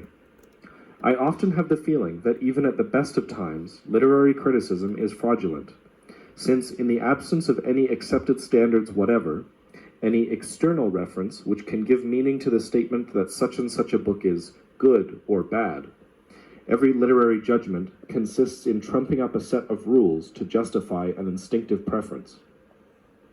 One's real reaction to a book, when one has a reaction at all, is usually, I like this book, or I don't like it. And what follows is a rationalization. But I like this book is as with a non-literary as with the online rant, right? As with the online rant, and therefore I must discover merits in the it. Prostitutes. Of course, when one praises a book for political reasons, one may be emotionally sincere in the sense that one does feel strong approval for it. But also it often happens that party solidarity demands a plain lie.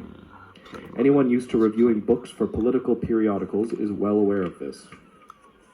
In general, if you are writing for a paper that you are in agreement with, you sin by commission, down and out. and if for a paper of the opposite stamp, by omission.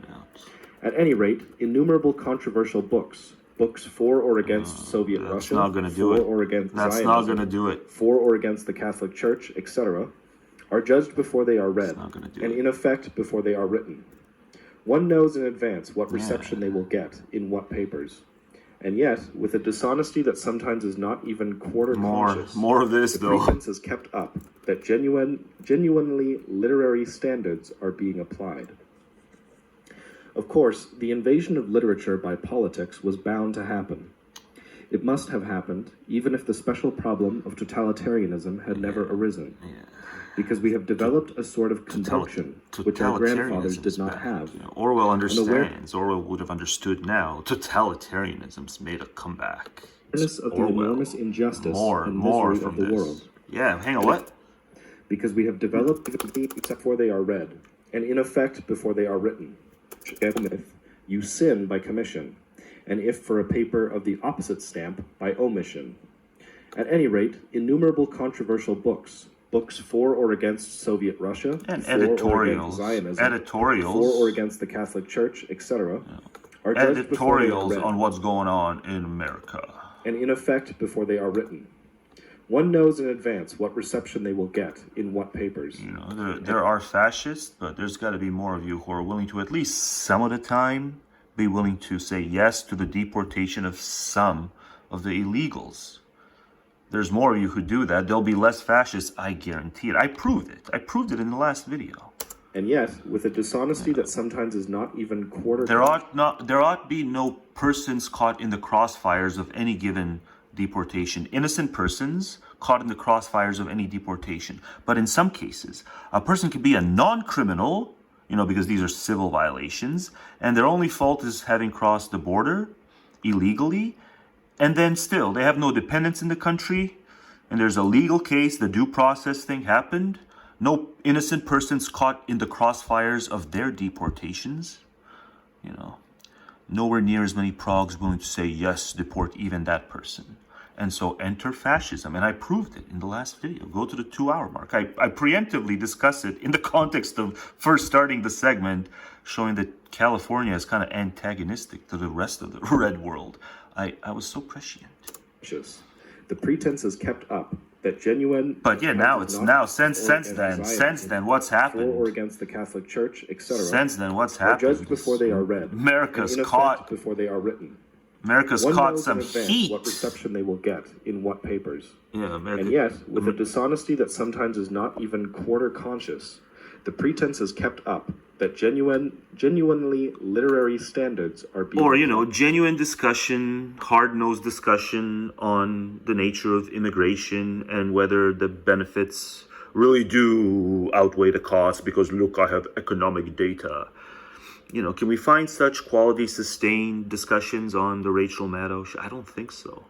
I'm still back, Maddow over Tucker Carlson in a cage match, sure.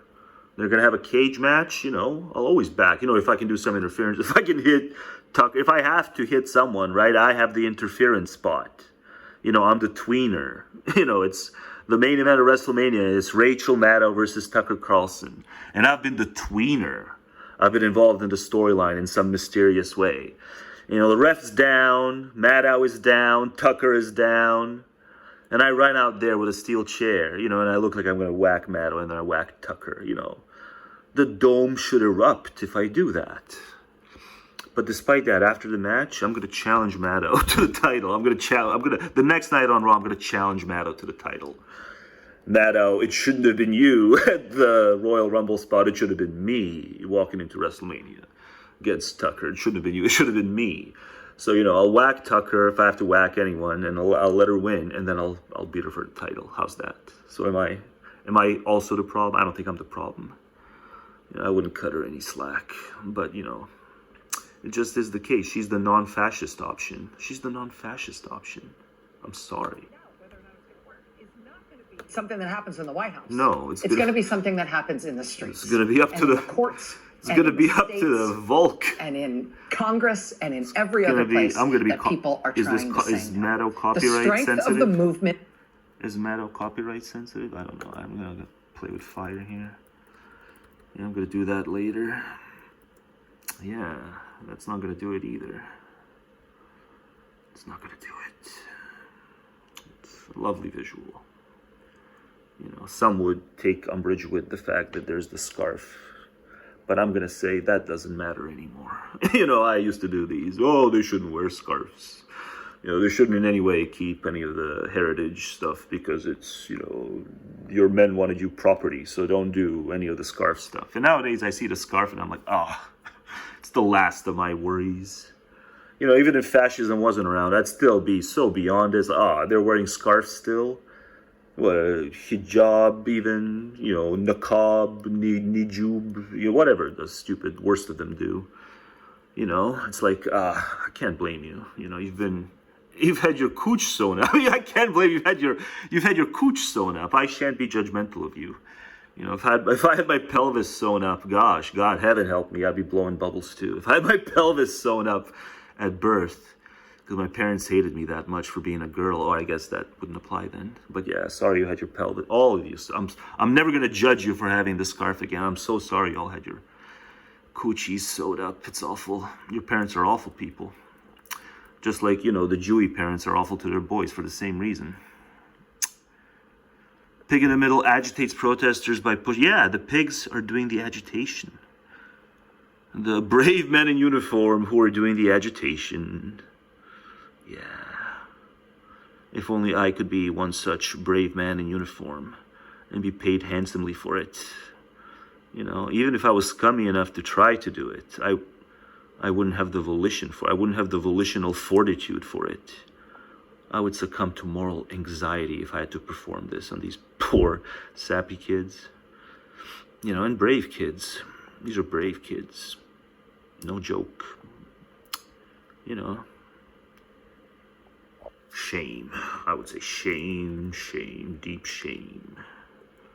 Being arrested and loaded up onto buses. I ain't even scrolled this far. Are we actually gonna see it? It wouldn't surprise me, you know. And yes, with Bill Maher et tu, it could have been Bill Maher.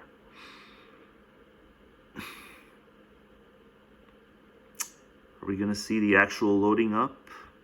Show the loading. Are there loadings? I would gladly be put into some zip ties and loaded up on a bus and sit in a fucking. But where is it? 24 hours if that meant that I proved my fucking point and I was on the right side of fucking history. I didn't see them loaded. I'm that's sorry. Exactly what they want. Oh, you gotta show the loading. You gotta show the loading. Where are we all gonna go? Where? You know, at least her English sounded more than merely fluent. Okay, you shouldn't be deported. At least your English sounded.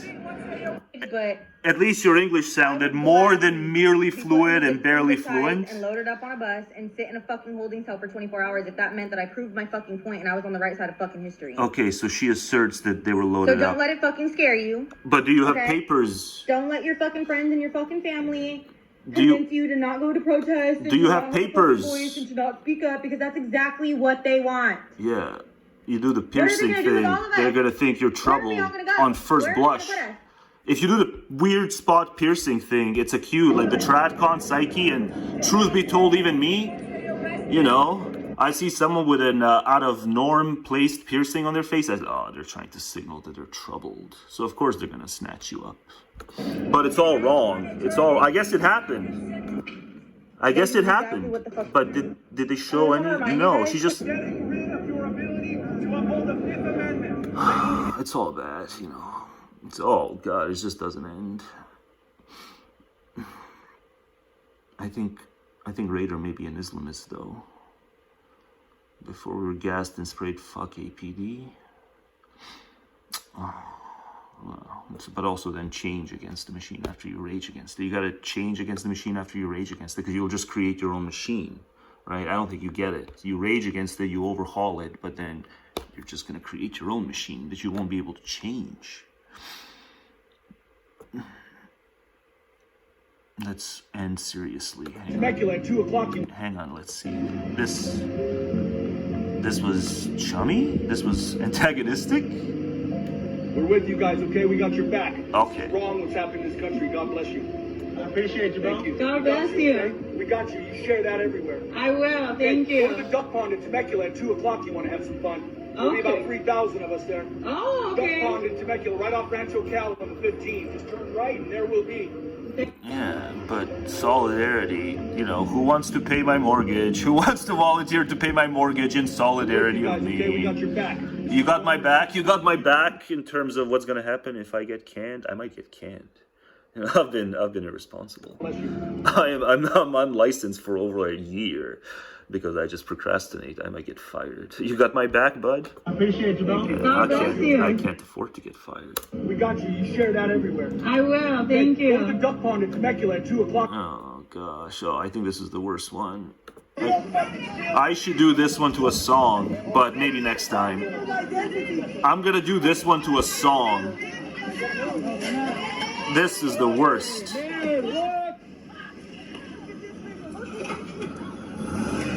There's just so much. This one deserves to be done up as they could do so many songs.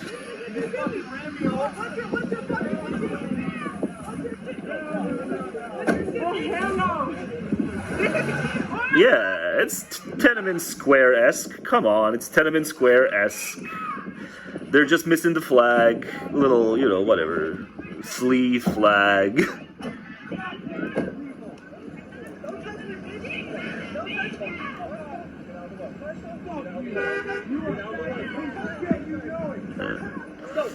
I guess that thumb is proven true. The video, I didn't watch the video, but you know, it's the Gen Z bitches that are gonna take down Trump. It's the Gen Z bitches. You know,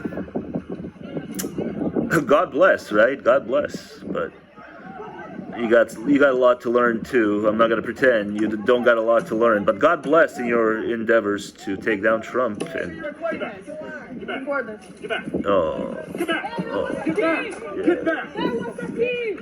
they hire them nice and nice, polished, and properly eugenic. They hire them nice and eugenic.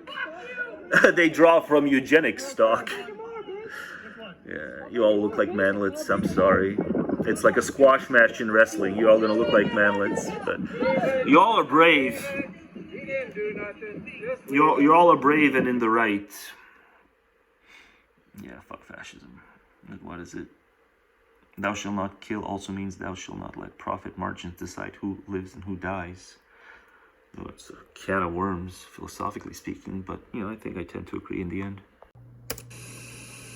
If this is how this administration responds to a senator with a question, they cuffed the guy. If this is how the Department of Homeland Security... Thrown to the ground and cuffed for asking a question. Maybe a series of questions, but, you know, it wasn't aggressive. responds to a senator with a question, yeah. You can only... See what I say? It's because they're short fused. They can't handle mere questions. Questions that displease our ego, throw the question asker to the ground and cuff him. Mustn't displease our ego. What they're doing to farmers, to cooks, to day laborers. Wait, what? Out in the Los Angeles, to cooks. Yeah, they're... To day laborers. They don't want to be cucks, but I think they've shown that they must be cuck-like, at least in political context. If you want a strong man, you must be cuck-like. The country. But wait, what? Doing to farmers, to cooks. He must have said something else. To day laborers, Right? Out in the Los Angeles community. He didn't say C-U-C-K-S. He said something else. But what did he say? I gotta know. Maybe closed captioning? To farm workers. Yeah, Blue Sky doesn't have closed captioning. To cooks. To day laborers. Out in the Los Angeles community. But the guy was just asking a question. You throw him to the ground and cuff him. The country. That's like, we you know. will hold. I don't even remember shit like this even in Serbia. You know, they threw some folk to the ground and cuffed them, but the folk they threw to the ground and cuffed were more aggressive than this guy was being. Accountable. It's just they can't handle questions. They're short fused, like I said. I'm prescient again. More proof that they're short fused. To a senator with a question? Or whatever. It's not about their egos. It's about them wanting to create ever more fear. Don't ask questions or you'll end up like him. If this is how the Department of Homeland Security... Even though he's somewhat powerful. So imagine if you're not even somewhat powerful. To a senator with a question, you can only imagine. Yeah. Senators have some level of power, but not enough. What they're doing. Yeah. To farm workers. To cooks. But don't... To day laborers. Don't do the almost cry thing. Angeles community. Not a real man about it. Throughout California and throughout... Only certain others can cry on camera. You've got to be the right kind of influencer if you wish to cry on camera or almost cry on camera by welling up. What is it they say? Lump in the throat? I have a lump in the throat. I never got why they said lump in the throat when you well up. Just say I welled up. But yeah, it's all awful, and it's the kind of shit I didn't even recall hearing about back in Serbia, back in the commie days. You know, even the commies, at least in my neck of the woods, took it easier on the press and the senators and the senator-like figures in the government who were on the opposing side. The less commie side, even the commies, the dyed-in-the-wool commies didn't take it out this hard on the slightly less commies, the opposition party back in the Warsaw shit.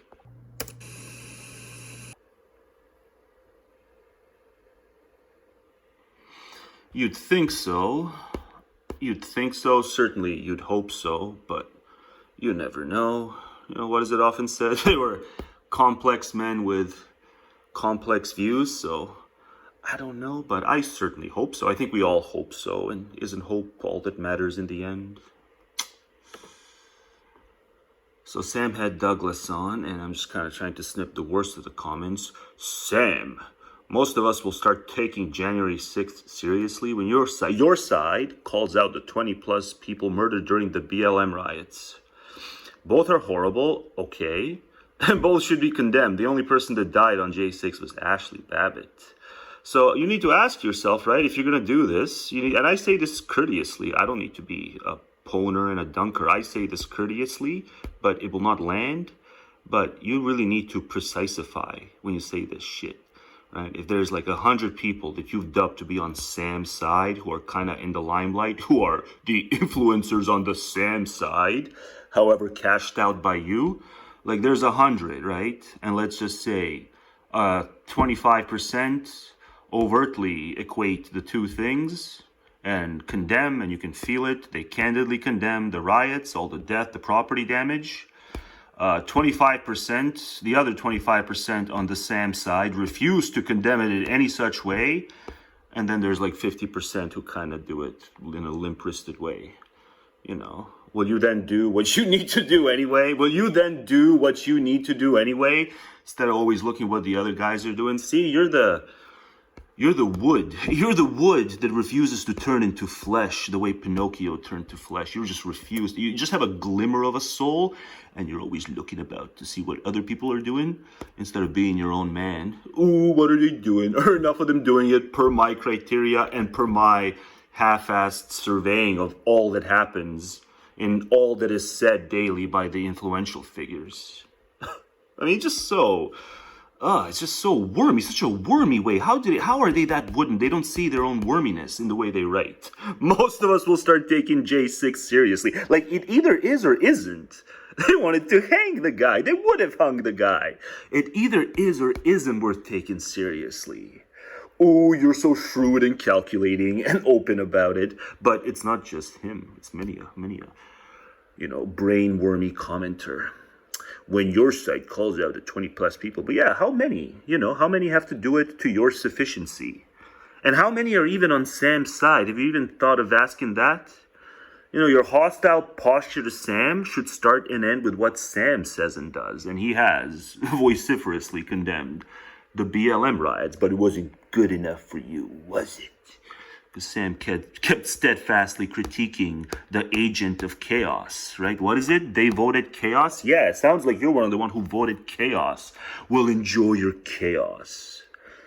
And Murray's kind of gravely look here. Murray's gravely look as a physiognomy is apropos. And Sam's kind of sus look. Sam's giving him the sus look. And Murray's almost zombie-like gravely look is apropos in terms of the physiognomy telling the whole story. Yeah, Sam kind of tried to drill him, and Murray's like, well, Jen Psaki lied. Jen Sucky, whose name you even forgot. Jen Sucky lied. Yeah, she did lie, but why should it always be so interwoven with what the group does? Y'all, group identity's plaguing you too much, but you convince yourself you're just being shrewd and calculating in public. But no, you're just showing your group identity farts. You're farting in my face, and it smells like group identity. So, yeah, no wonder that Sam's all about kind of pointing that one side's worse than the other. Just in terms of their brain worms, yeah, Sam's all but said it. In terms of the brain worms and the group identity power and the, stop at nothing to assure a home for white children's, Sam's getting it. But Sam won't say it, but Sam's getting it. One side was worse. I'm not sure it's that most Americans want illiberalism, but it seems that they don't care if our society is illiberal, if they get theirs. Hopefully you've defined it the way I would define it, these, thorny terms. But it seems that they don't care if our society is illiberal, if they get theirs. Yeah, future for their white children's. With that being different things to different people, yeah, but the racial makeup stuff is a lot more important than anyone would have thought, like even 10 years ago. Could also be that the 80 years post-World War II was held together by a generation that went through the war together and built liberal values and honor. And now they are gone and we are on our own and failing. I agree. That generation saw the awfulness of war. It saw the abyss of humanity back then and learned some lessons, but then they died. So, agreeable comment, but watch. Explicit Not's going to come in and diss me here for saying this is an agreeable comment. Watch. Explicit Not's probably already swooped in and dissed me a bunch, but watch. See how much I care. See how much I care. No, because it's true, so you just see how much I care. In terms of his little, everything's equally bad diss or whatever, he'll clean up that with some caveats, but that's the thing, why debate the people who are doing the whack-a-mole thing in their own way with their, ever-shifty caveats? Yeah, I don't care to engage with your ever-shifty caveats. But you make sense on some issues, but, it's just too, like, what? I'm wrong to say Bill Maher? I'm wrong to say that Bill Maher gambled? He left this freaking snarky-ass comments like, oh, you're so wrong to say Bill Maher was not risk-averse, that Bill Maher was risk-tolerant by going to the White House and dining with the fascist. Yeah. You always gamble because you've yet in your snarky comment, you've yet to show Explicit Not, how it wasn't risky to do that. You've yet to show what consequence. They're not mutually reinforcing agents in terms of their need for attention, Bill Maher and Trump.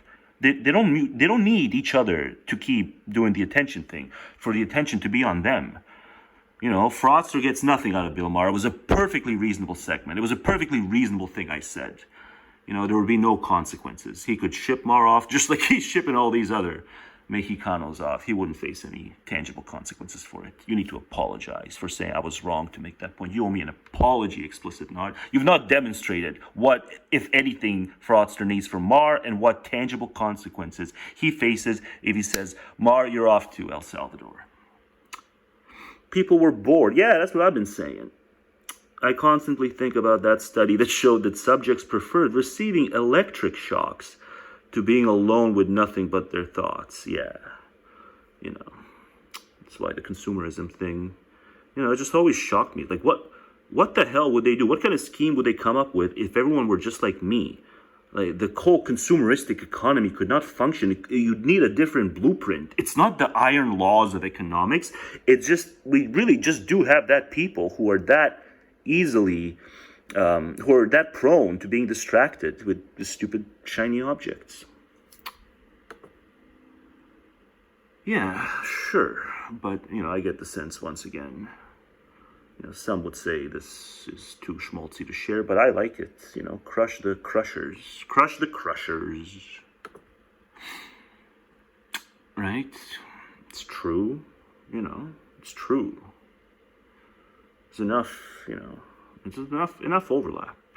Just with the passing of time, the costume must be different with the passing of time, but aside from that, there's enough overlap.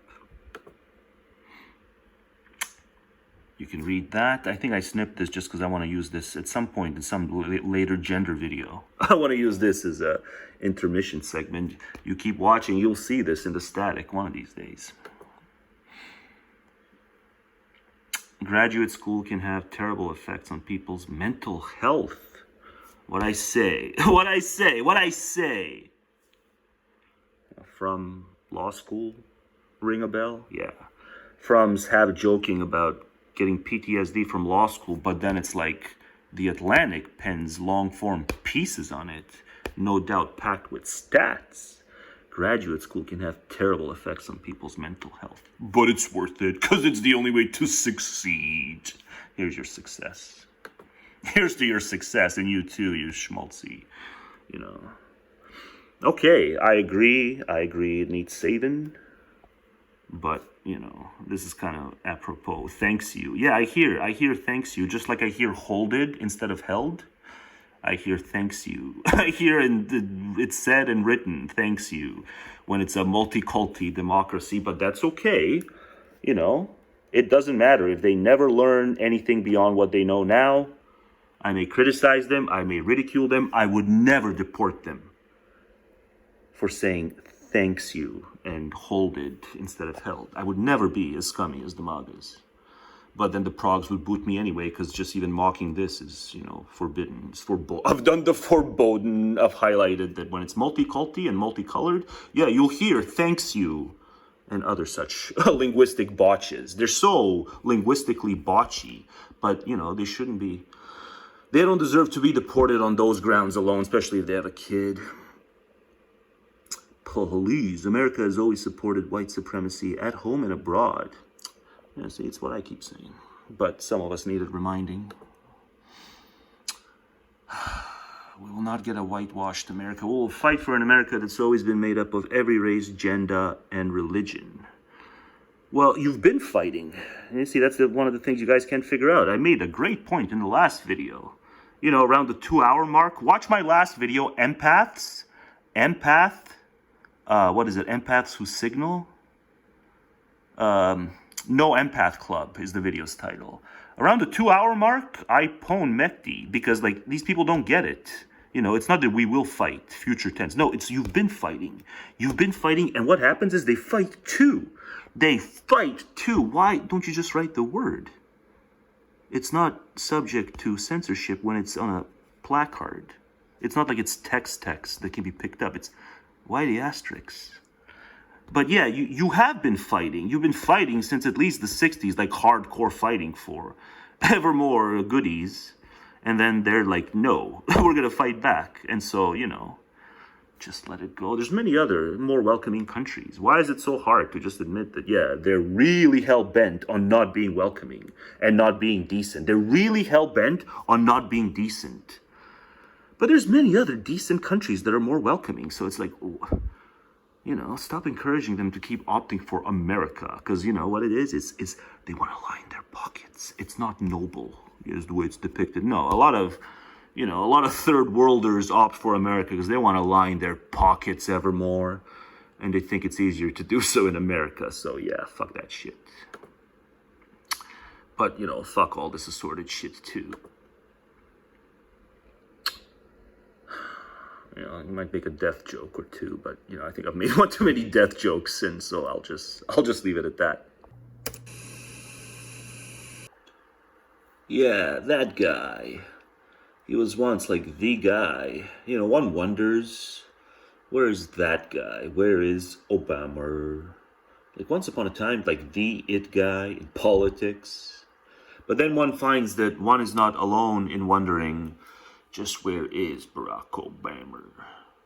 But it's the Atlantic, so they won't let me read the whole thing. But the truth is, you don't have to read any of it to understand that the question itself is faulty. As in, you know, who cares? Because even if he comes back and tries to be the it factor, you know, he won't be able to spout any of the truths. I think that one of the truths are Barack Obama was deeply wounded by the people in November and decided to kind of, you know, give up on them, as many other people in his, you know, who walked a mile in his shoes were wounded on one such day. But, you know, many of them kept protesting on, but I don't think Obama's going to join your protests. No, sir. The Audacity Hope presidency has given way to the fierce lethargy of semi-retirement. But it just doesn't matter. If he comes back and plans to be successful as a rallying force, he's going to have to do it a la flattery. But like for some people, like when they got a brain, to work with, like the flattery just becomes insufferable. You know, he was kind of known as a big shot and knows it. He was known as kind of big shot and knows it. Didn't develop a good reputation in his school days. You know, didn't tolerate nonsense in his life. You know, kind of, you know, what Shop writes about the great man kind of pans out. Yeah. The great man who is despised because he's just above it, but you still procreated. But that's okay. You know, you're still great enough. It's like, yeah, you know, when you're wounded by the people, flattery becomes impossible. That's where Obama is. Obama's done flattering y'all because y'all don't deserve flattery. It's y'all so punitive. Speaking of punitive, I got something queued up here. Oh, you know, these are kind of overdone over on Blue Sky. These are kind of overdone. You know, the most Christ-like in posture go after the actual Christ-like. But every so often, you got to know that you got to indulge them every so often. You know, and sure, I wasn't Christ-like. I'm indulging this as someone who fully recognizes I wasn't Christ-like. But, you know, I wouldn't do this shit either. You know, don't care how much you can pay me. I wouldn't accept the job just because I know I wouldn't perform it well. I wouldn't. Be too much moral, I'd experience too much moral anxiety. I would, you know, experience other kinds of anxiety. And yeah, one can begin to experience moral anxiety if one has a moral in them to begin with, when you got to haul off the, you know, kids caught in the crossfire as well. Oh, right. It's not a video. I clicked to like play. It's not a video.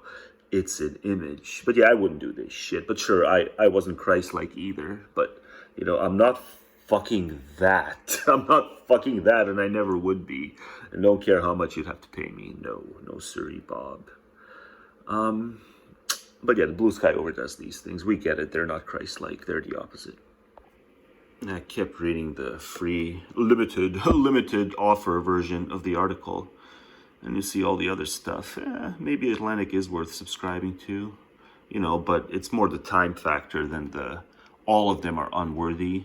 You know, at least there's, you know, links to evidence and stuff, unlike with the podcasters and many of the other talking heads, especially on YouTube. So subscribe to me. You know, I do it spoken, but they do it written, and it's like, it's more, you know, jam-packed with evidence. So if like evidence is your thing, you're going to subscribe to something, support these, you know, even though if you don't agree with everything they say, you know, still support the written folk, because the written folk, you know, they do their homework more. You know, or maybe you dispute even this. Like, can't we say that the people who are still in the writing game, as many mistakes as they may be making, they're linking more and they're providing more evidence per declaration than the people who are a yakety yak game, you know, from a Rogan downward. So yeah, you're going to support someone, you know. I don't know if Rogan has a Patreon, but if he does, it would probably be the most scandalous thing of all time. You know, the man who thinks he's interesting and record himself for hours and hours and hours a day, because there's a variety of guests that come on. But still, you know, you hear Joe Rogan for hours and hours and hours and hours a day, like every day, and you still ain't heard all the Joe Rogans recorded every single day. So, you know, it wouldn't surprise me if even he has a Patreon. But yeah, if you're gonna, you know, waste money on anyone, waste money on these, you know, reporters. They do reportage. So I don't mean to neg the Atlantic.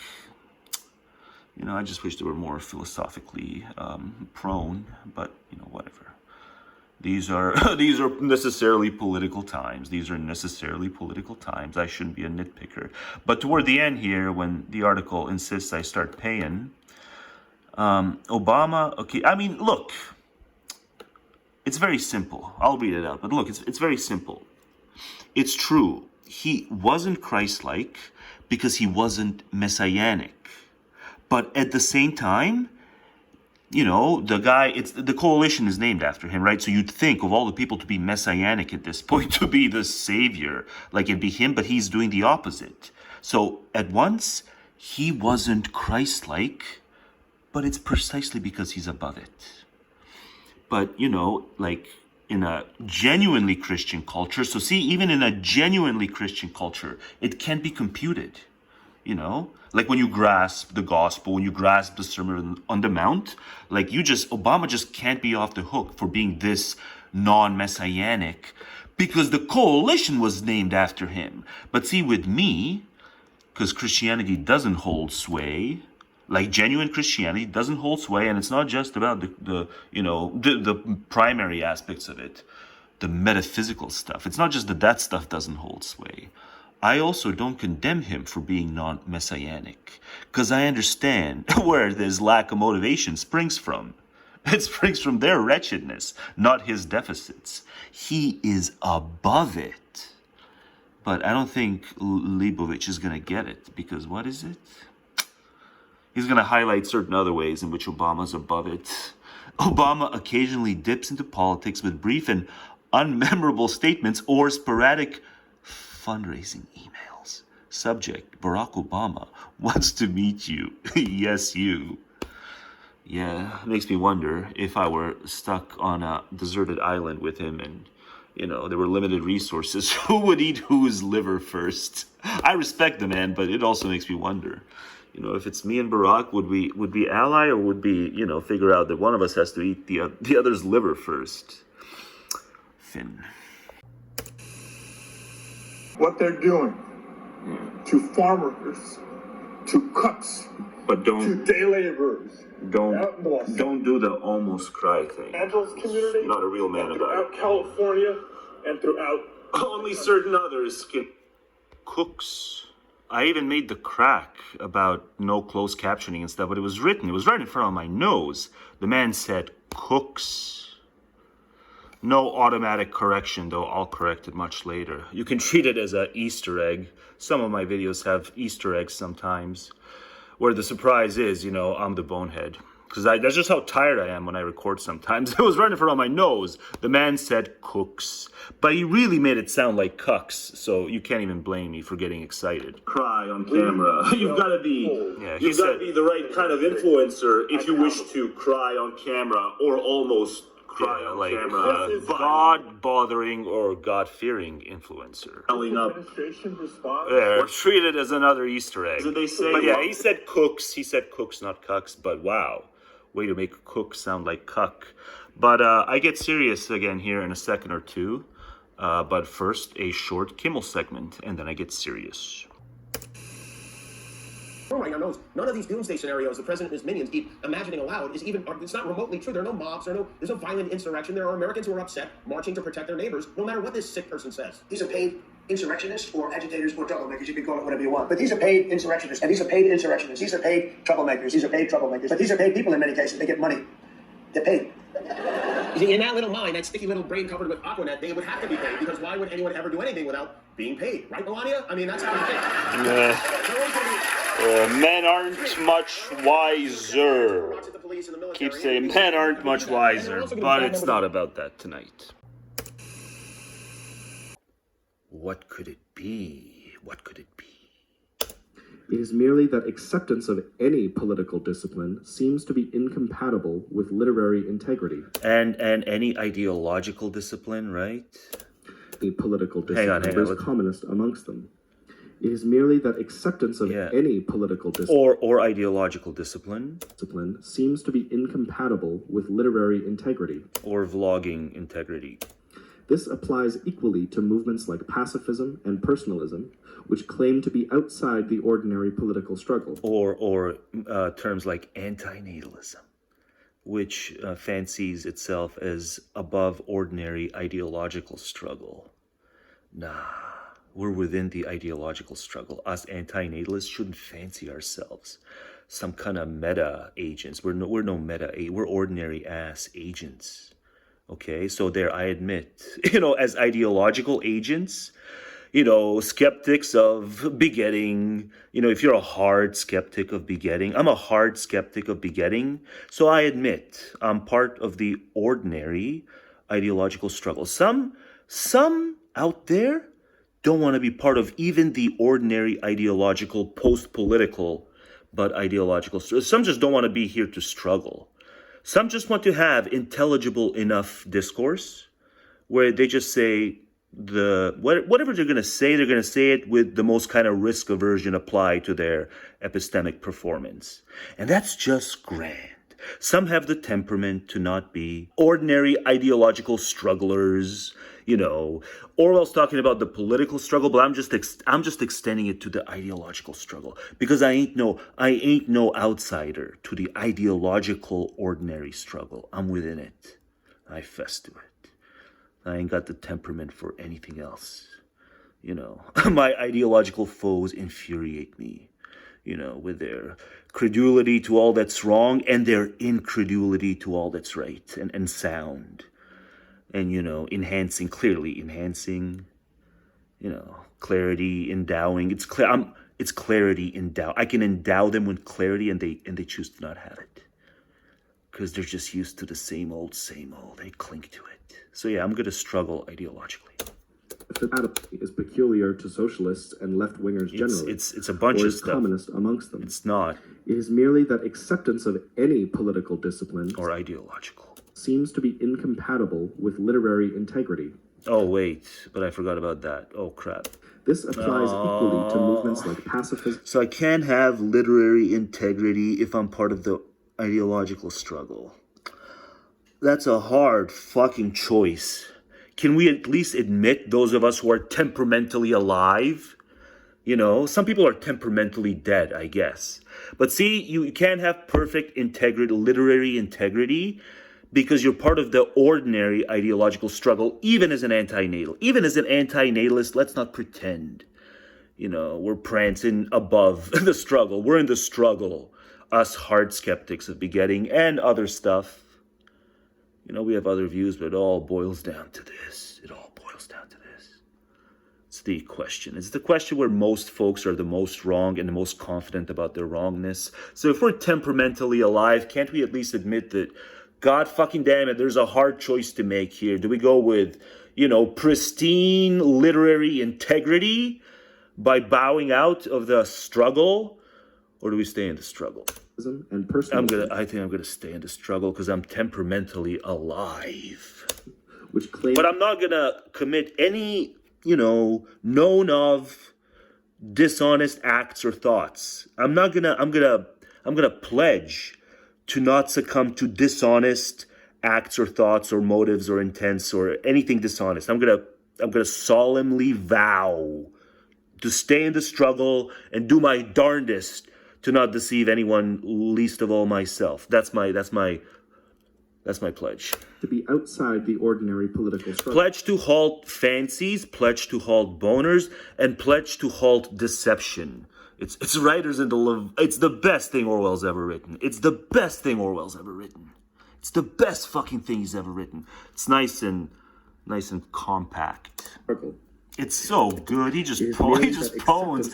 He just pwns the intelligentsia, the Stalinist intelligentsia here again. So that any political discipline seems to be incompatible. It's the best thing you've integrity. It's the best thing you've this done. This applies equally to movements like pacifism and personalism. And antinatalism, sure. Which claim to be outside the ordinary political struggle. Yeah, we're not. Well, we can be outside the... shut up. Shut up, Orwell. We can be outside the basic-ass, ordinary political struggle, but you know what? Insofar as we's being ideological out loud, yes, I'm being ideological out loud. You apply in the ideological sense, but not the political sense. Too much contempt for politics to let it, pull me into a struggle. But no such thing can be said of ideology. I have an ideology, and we have at least some normativity that we have to work with. Just to have intelligible discourse, we must have some level of intelligibility through normativity, right? Normativity and intelligibility of discourse are intimately connected. So I'm just going to go kind of a notch above in the ideological spectrum. That's all. I'm going just a notch above. I'm just being normative more often. That's the difference. The difference between the omni-skeptics and myself is I'm just going one rung further in the ideological sphere. I'm just saying ought a few more times than them, but they're saying ought because they're trying to have intelligible discourse, right? They keep showing up and trying to have intelligible discourse, but then arbitrarily prohibiting when you can do the ought thing and be normative. You can only be ever so normative. You can only be ever so normative. Nah, I'm going to be more normative than some would like. Than the omni-skeptics would like me to. I'm going to be more normative because they're stupid. Indeed, the mere sound of But words it's about Orwell and talking about writers and Leviathan. Lest you fall into the clutches of the Leviathan as a writer. Lest you fall into the clutches of the Leviathan as a writer is trying to do his best to be honest. Ending in ism seems to bring with it the smell of propaganda. Yeah. Group loyalties are necessary, and yet they are poisonous to literature. Yeah. So long as literature is the product of individuals. But maybe that's why I'm kind of hostile to most anti-natalists that I know of. I'm kind of, especially if they're like video makers, like I'm pretty hostile, so I don't think I'm vulnerable to that, right? What anti-natalist am I not hostile toward who like makes videos? Yeah, so I don't think I have that much to worry about. To lit propaganda. My co-ideologists as vloggers are nothing to. Nothing to look favorably at. Words ending in ism seems to bring with it the smell of propaganda. Yeah. Group loyalty. Could it be? What could it be? It's staying alive. Where do I say it? Where do I say staying alive? I say staying. I should sing it. Or do we stay in the struggle? I think I'm gonna stay in the struggle because I'm temperamentally alive. Staying alive. But I'm not gonna commit any. It's the song. It's the song. I didn't even know. I think I'm gonna stay in the struggle because I'm temperamentally alive. I didn't know it could be made into a song. It's probably the most dangerous copyright-based song to play. So I'm not gonna play it. But just imagine, like, it just insert song here. No. Here, do we go with, pristine literary integrity by bowing out? Or do we stay alive? The struggle? Or do we stay in the struggle? I think I'm gonna stay in the struggle because I'm temperamentally alive. But I'm not gonna commit any, No, it's not good enough. You have to guarantee it. Even though there's no guarantees in anything. I know this is stupid, bringing up, free will, dismissals as a way of, you blame people too much, free will. Well, yeah. Why should I self-blame if I blame people too much? Why should I self-blame if I blame people too much? I'm as absolved qua free will skepticism as any of the ones that I'm expected to now go easy on. Yeah, well, I'll go easy on myself too. Dishonest acts or thoughts. Whatever. He just, stupid explicit turd shows up and goes after Destiny and says Destiny's just trying to be alpha male by doing the debate thing. Or whatever. Alpha male replacement scheme because he can't do the cage fight thing. So it's like, it's just he went to do live streams because he can't do the cage fight because Destiny's beta. It's like, of all the things to critique Destiny for, because he's just so dismissive of Destiny, and I guess anyone else who, you know, exhibits some passion. Oh, you must be doing it because you couldn't win cage fights or something. No, clearly, if the guy wanted, you know, to be a big shot online, if that was all there was about, you know, he would have been more conciliatory to the woke crowd. But he carved out that, you know, far less people to, you know, draw influence from.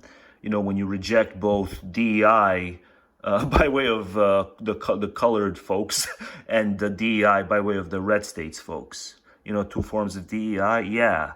You know, Destiny courted neither camp and kind of drew less influence as a result. So yeah, he clearly says what he thinks, but like stupid explicit Not is like, oh, Destiny's just, you know, he can't win cage fights, so he does live stream debates. Yeah, very below the belt by way of, I don't know, evil psych rationalizations. Very below the belt by way of evil psych rationalizations. Explicit Turd's contributions as of late, but you know, I'll get to him further down the road. He doesn't deserve precedence. No, I got snoozy stuff. He doesn't deserve my precedence. He doesn't deserve my reportage. Not succumb to dishonest acts or thoughts or motives or intents or anything dishonest. It's time to go back to being a hard skeptic on begetting.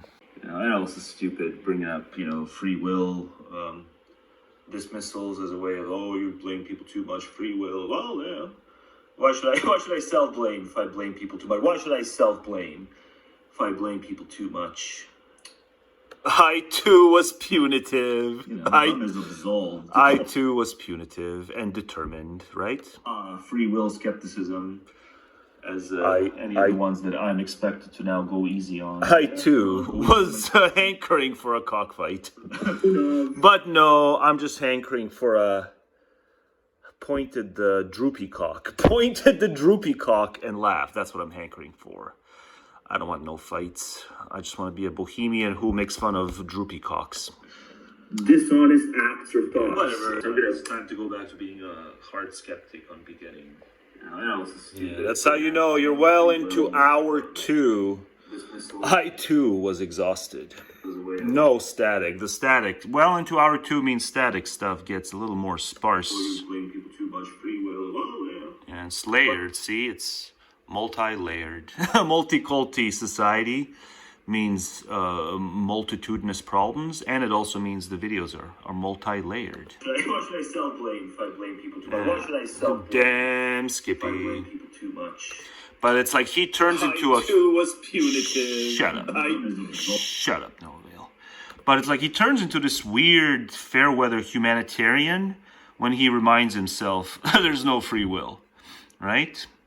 Some sympathy to those self-owning in this matter is in order. An account of there being no free will. But then it's like no limit, right? Because literally everything, every last motherfucking thing, some sympathy is in order, right? I could look up the most debaucherous murder and then just apply, you know, some sympathy is in order. And technically, sure, but then you can just apply it to oneself. So, yeah.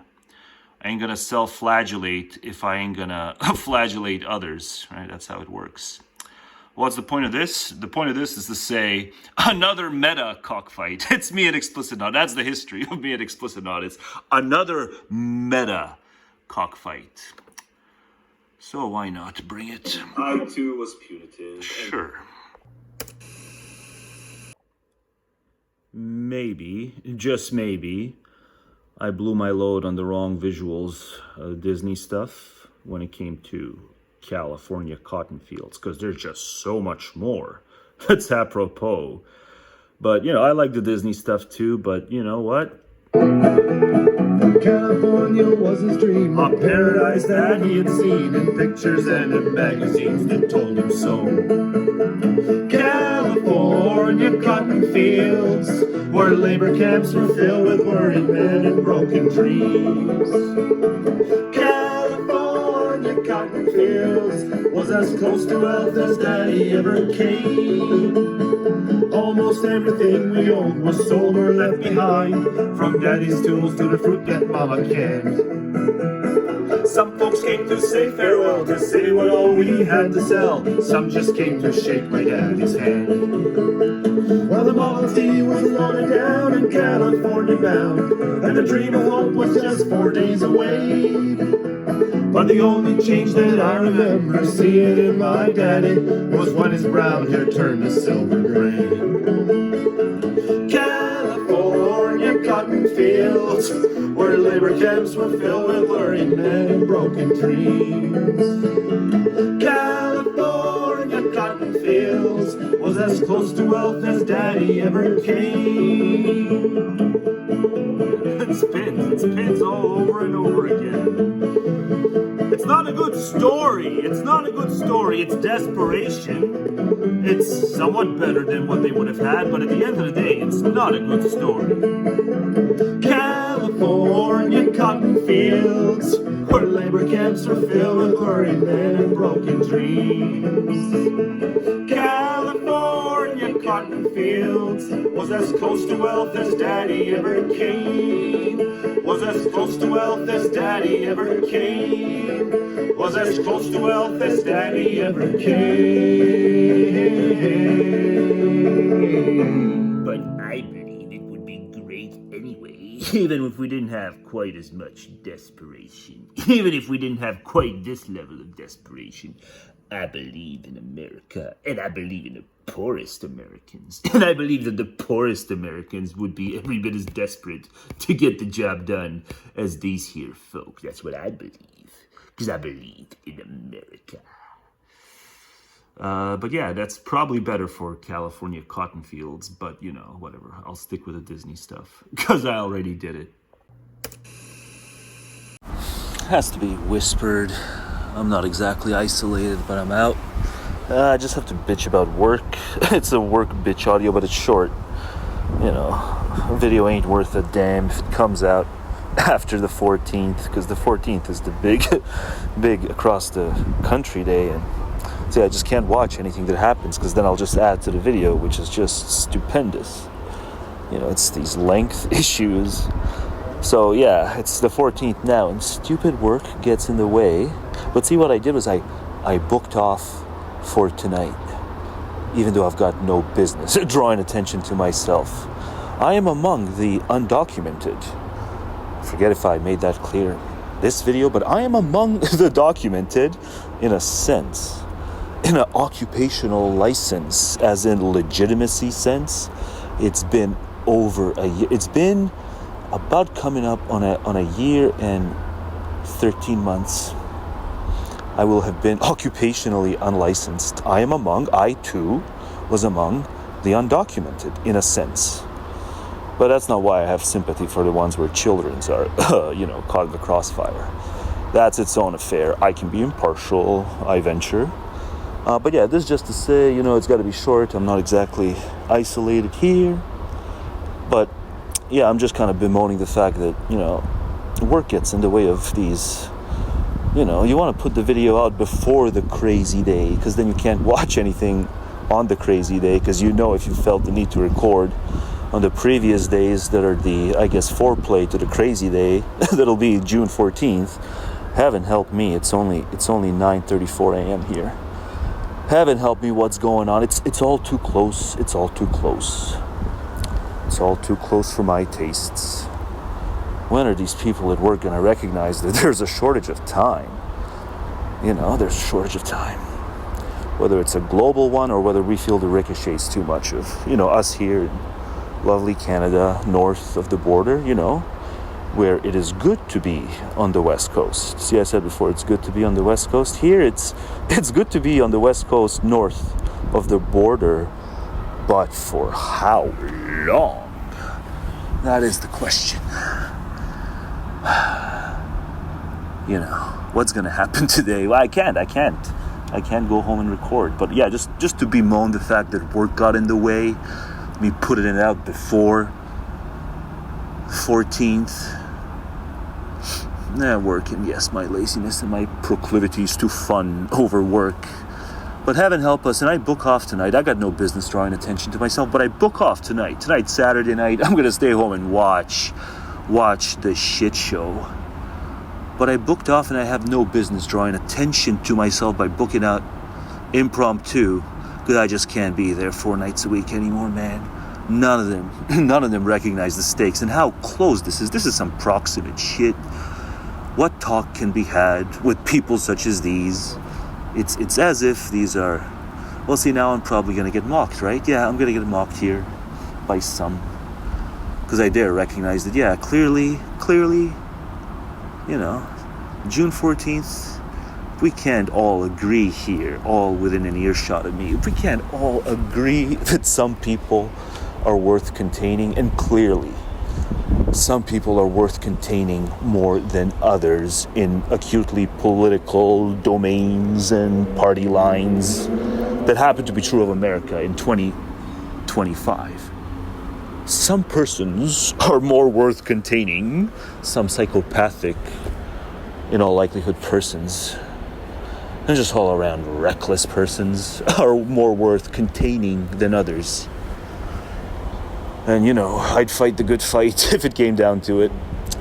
But, yeah, we should all be bohemians. But, man, can we all, within an earshot of me, agree some persons are more worth containing than others? Fuck it, I'm not ending the video with this. I'm putting this shortly after California cotton fields. You know, that one can be used.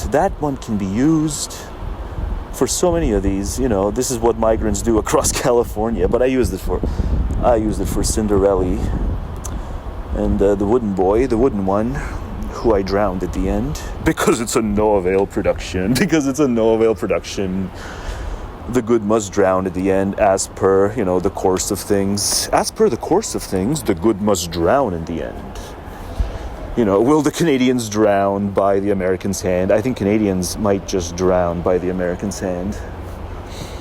And all I've worked for will have been for naught. That's what it's all about. I mean, materially, too. I'm supposed to be retired by now, but heaven help me. I'm toying with termination here, you know, unless I smarten up. I'm not even going to get into how I get bounced around these bureaucracies. You know, the license is outmoded by over a year, not because I haven't given it a shot. There's 4 service tickets. I get bounced around by bureaucracies that if I entered into the detail, the minutia of how I get bounced around for things that were dirt simple a handful of years ago, how I get bounced around now. Do the app, do the other thingamajig, you know, and something unique always goes wrong once I've completed the appropriate step. If they fire me, I'm going to sue, and I'm going to cite how I've been... It's not for a lack of trying. Now, granted, in 13 some odd months, I should have done more than 4 service tickets. You know, I should have inquired more. But the worst of it is, you're just on hold all the time. Our Canadian bureaucracies are wretched. They're more at fault for why I'm this outmoded in my undocumented ways. They're more at fault than my laziness. But yeah, you know, somehow they haven't caught on to me yet. This is firmly against the rules, but then so are many other things, you know, north and south of the border, apparently. All right, on with the show. He told me he never entered a spike unless driven there by hunger, sleeping under hedges and behind ricks in preference. Along the south coast, he had begged by day and slept in bathing machines for weeks at a time. We talked of life on the road. He criticized the system. It's like a draconian homeless place back in the day. Makes a tramp spend 14 hours a day. It's their local parlance for a draconian homeless place. They all but tie you up. Spike, and the other scenes for weeks at a time. We talked of life on the road. Yeah. He criticized the system, which makes a tramp spend 14 hours a day in the spike, and the other 10 in walking and dodging the police. He spoke of his own case, 6 months at the public charge for want of £3 worth of tools. It was idiotic, he said. Then I told him about the wastage of food in the workhouse kitchen, and what I thought of it. And at that he changed his tune immediately. Yeah, he turns out so punitive. His fellow tramp turns out so punitive. Anti-tramp tramp. Saw that I had awakened the pew renter who sleeps in every English workman. Well, let's hear the setup. Let's hear the setup. It was idiotic. It's like he's of it, but then he turns punitive toward it. He said. Even though he's of it. Then I told him about the wastage of food in the workhouse kitchen and what I thought of it. Good. And at that he changed his tune immediately. I saw that I had awakened the pew renter who sleeps in every English workman. Though he had been famished along with the rest, he at once saw reasons why the food should have been thrown away rather than given to the tramps. Don't let them eat anything. He admonished me quite severely. They have to do it, he said. If they made these places too pleasant, you'd have all the scum of the country flocking into them. It's only the bad food as keeps all that scum away. These tramps are too lazy to work. That's what's wrong with them. You don't want to go encouraging of them. They're scum. I produced the arguments to prove him wrong, but he would not listen. He kept repeating, you don't want to have any pity on these tramps. Scum they are. You don't want to judge them by the same standards as men like you and me. They're scum. Just scum. How dare she be It harder was interesting than to see my how subtly he two disassociated himself from his fellow tramps. He had been on the road 6 months, but in the sight of God, he seemed to imply, he was not a tramp. His body might be in the spike, but his spirit soared far away in the pure aether of the middle class. The clock's hands crept round with excruciating slowness. The Glenn Lowry type, I guess. We were too bored even to talk. I don't know. I don't know what Glenn's saying. Now, I don't want to know what Glenn's saying. Reverberating yawns. But yeah, he describes kind of the spirit soared far away. Glenn Lowry He had been type. on the road 6 months, but in the sight of God, he seemed to imply he was not a tramp.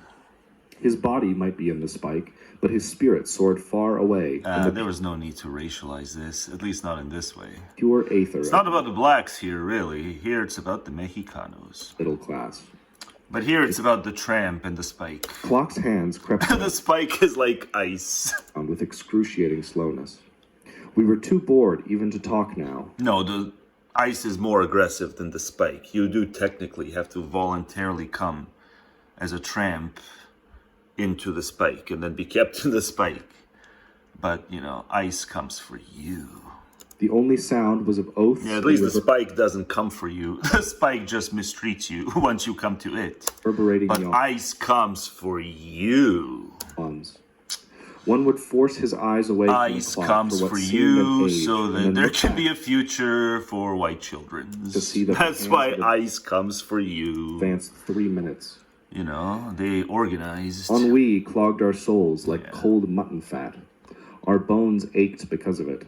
The clock's hands stood at 4, and supper was not till 6, and there was nothing left remarkable beneath the visiting moon. At last, 6 o'clock... We'll even take away the spike. That's how far we want them out. We'll even take away their spikes. Man, look at it go. Look at it go.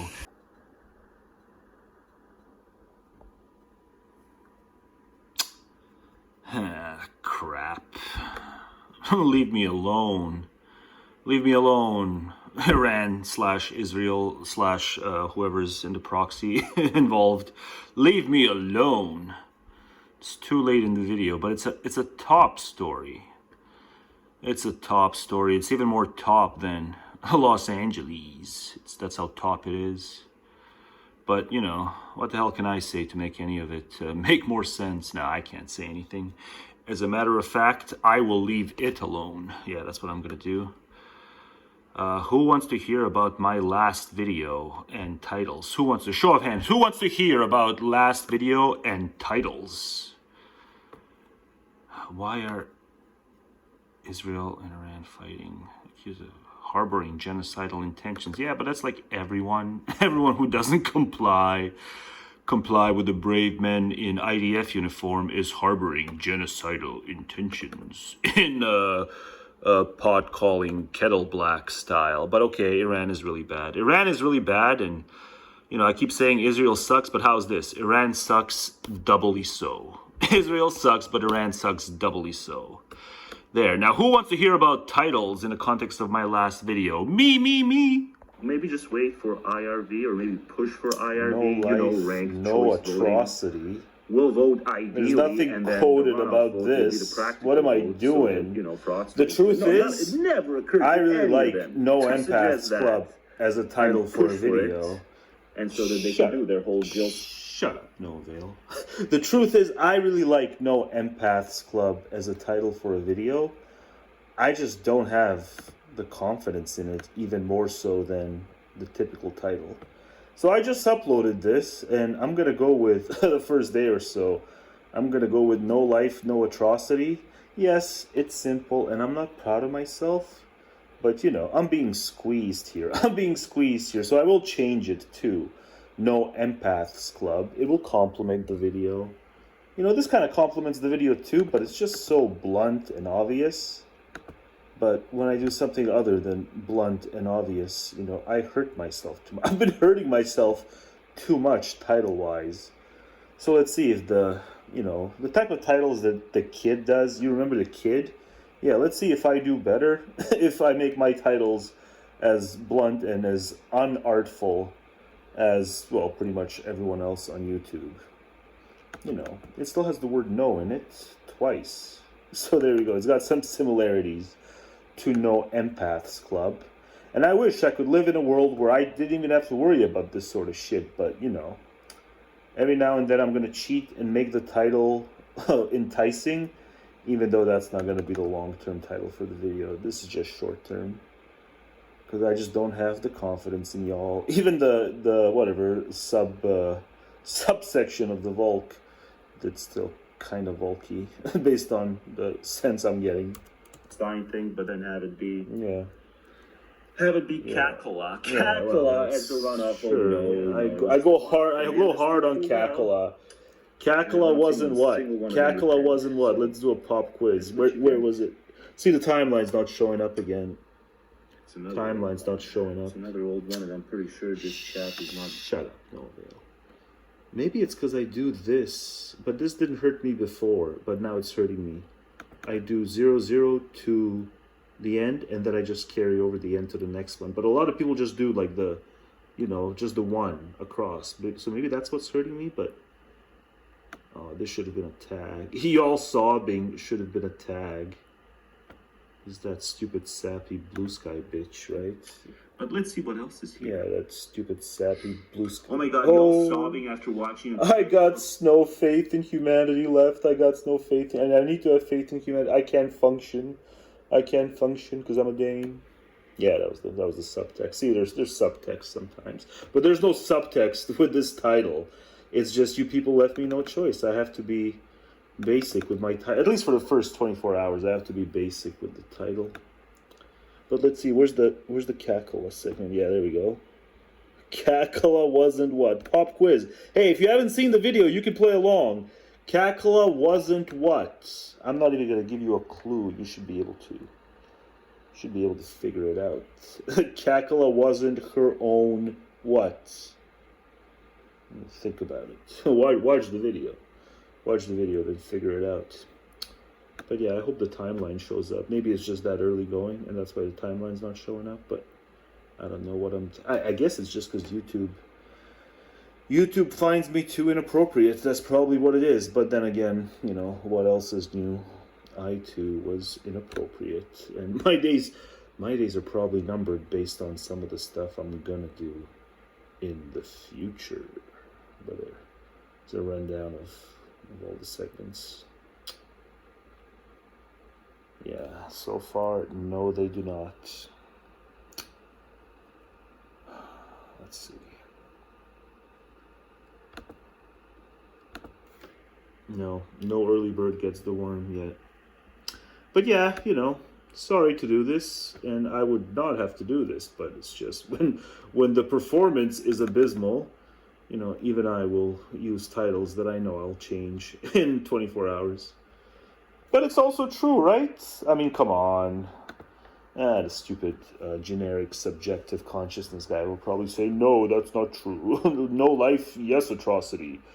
Because, you know, you can't get around consciousness or some shit. I'll take him to task very soon, but maybe not in this video. God, how is this 5 minutes? I am atrocious. Man, Look at it go. Look at it go. The Republicans they have in New Jersey are, they've got a bunch of financial services, country club Republicans, and then a bunch of like blue collar ethnic. But that's Trump's real core, actually.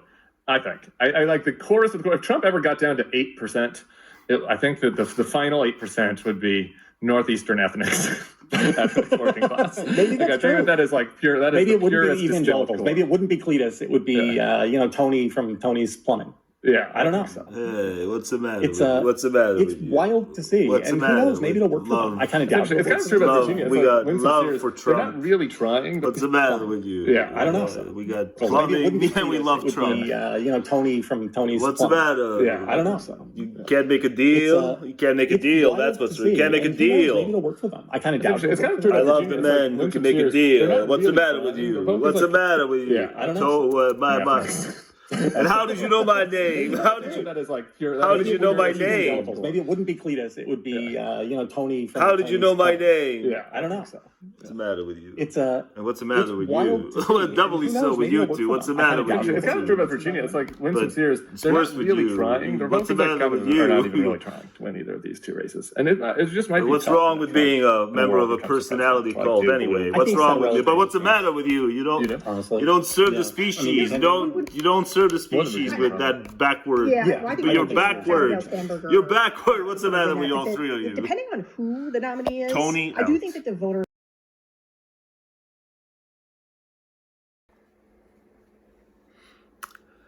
It's not even about being kept on hold for so long. That's just me speculating that it has something to do with the operator's accessories. No, it's just about asking the question, why does it always look stupider, any of these accessories, but at the top of the list, you can say long nails. Why does it always look stupider on a man? Even the stupidest of men can't get away with it. Even with Peter Griffin, you just wouldn't expect something so stupid. Think of a cartoon character who's been as consistently, monstrously stupid as Peter Griffin, and yet we feel that, God, Peter, you've lost your mind. Why would you do that? See, but even with the smartest of dames, somehow it seems like it makes more sense. And I think it's more than, gendered acculturation. I think it's more than, whatever, skin deep. But whatever, I'm not saying it's, I have some grudge because I was kept on hold for a long time, and every time I'm kept on hold for a long time, it is a, dame operator who answers eventually.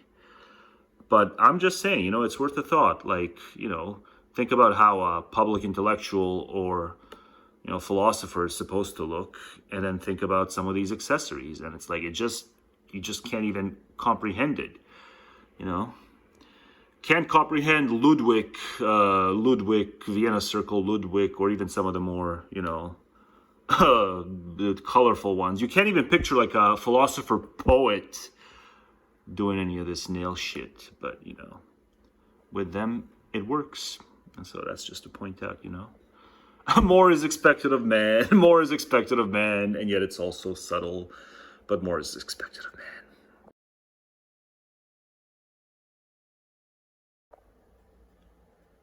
What? Better to kill him than to have him grow up and, bump uglies as a real boy. Yeah, better to kill him.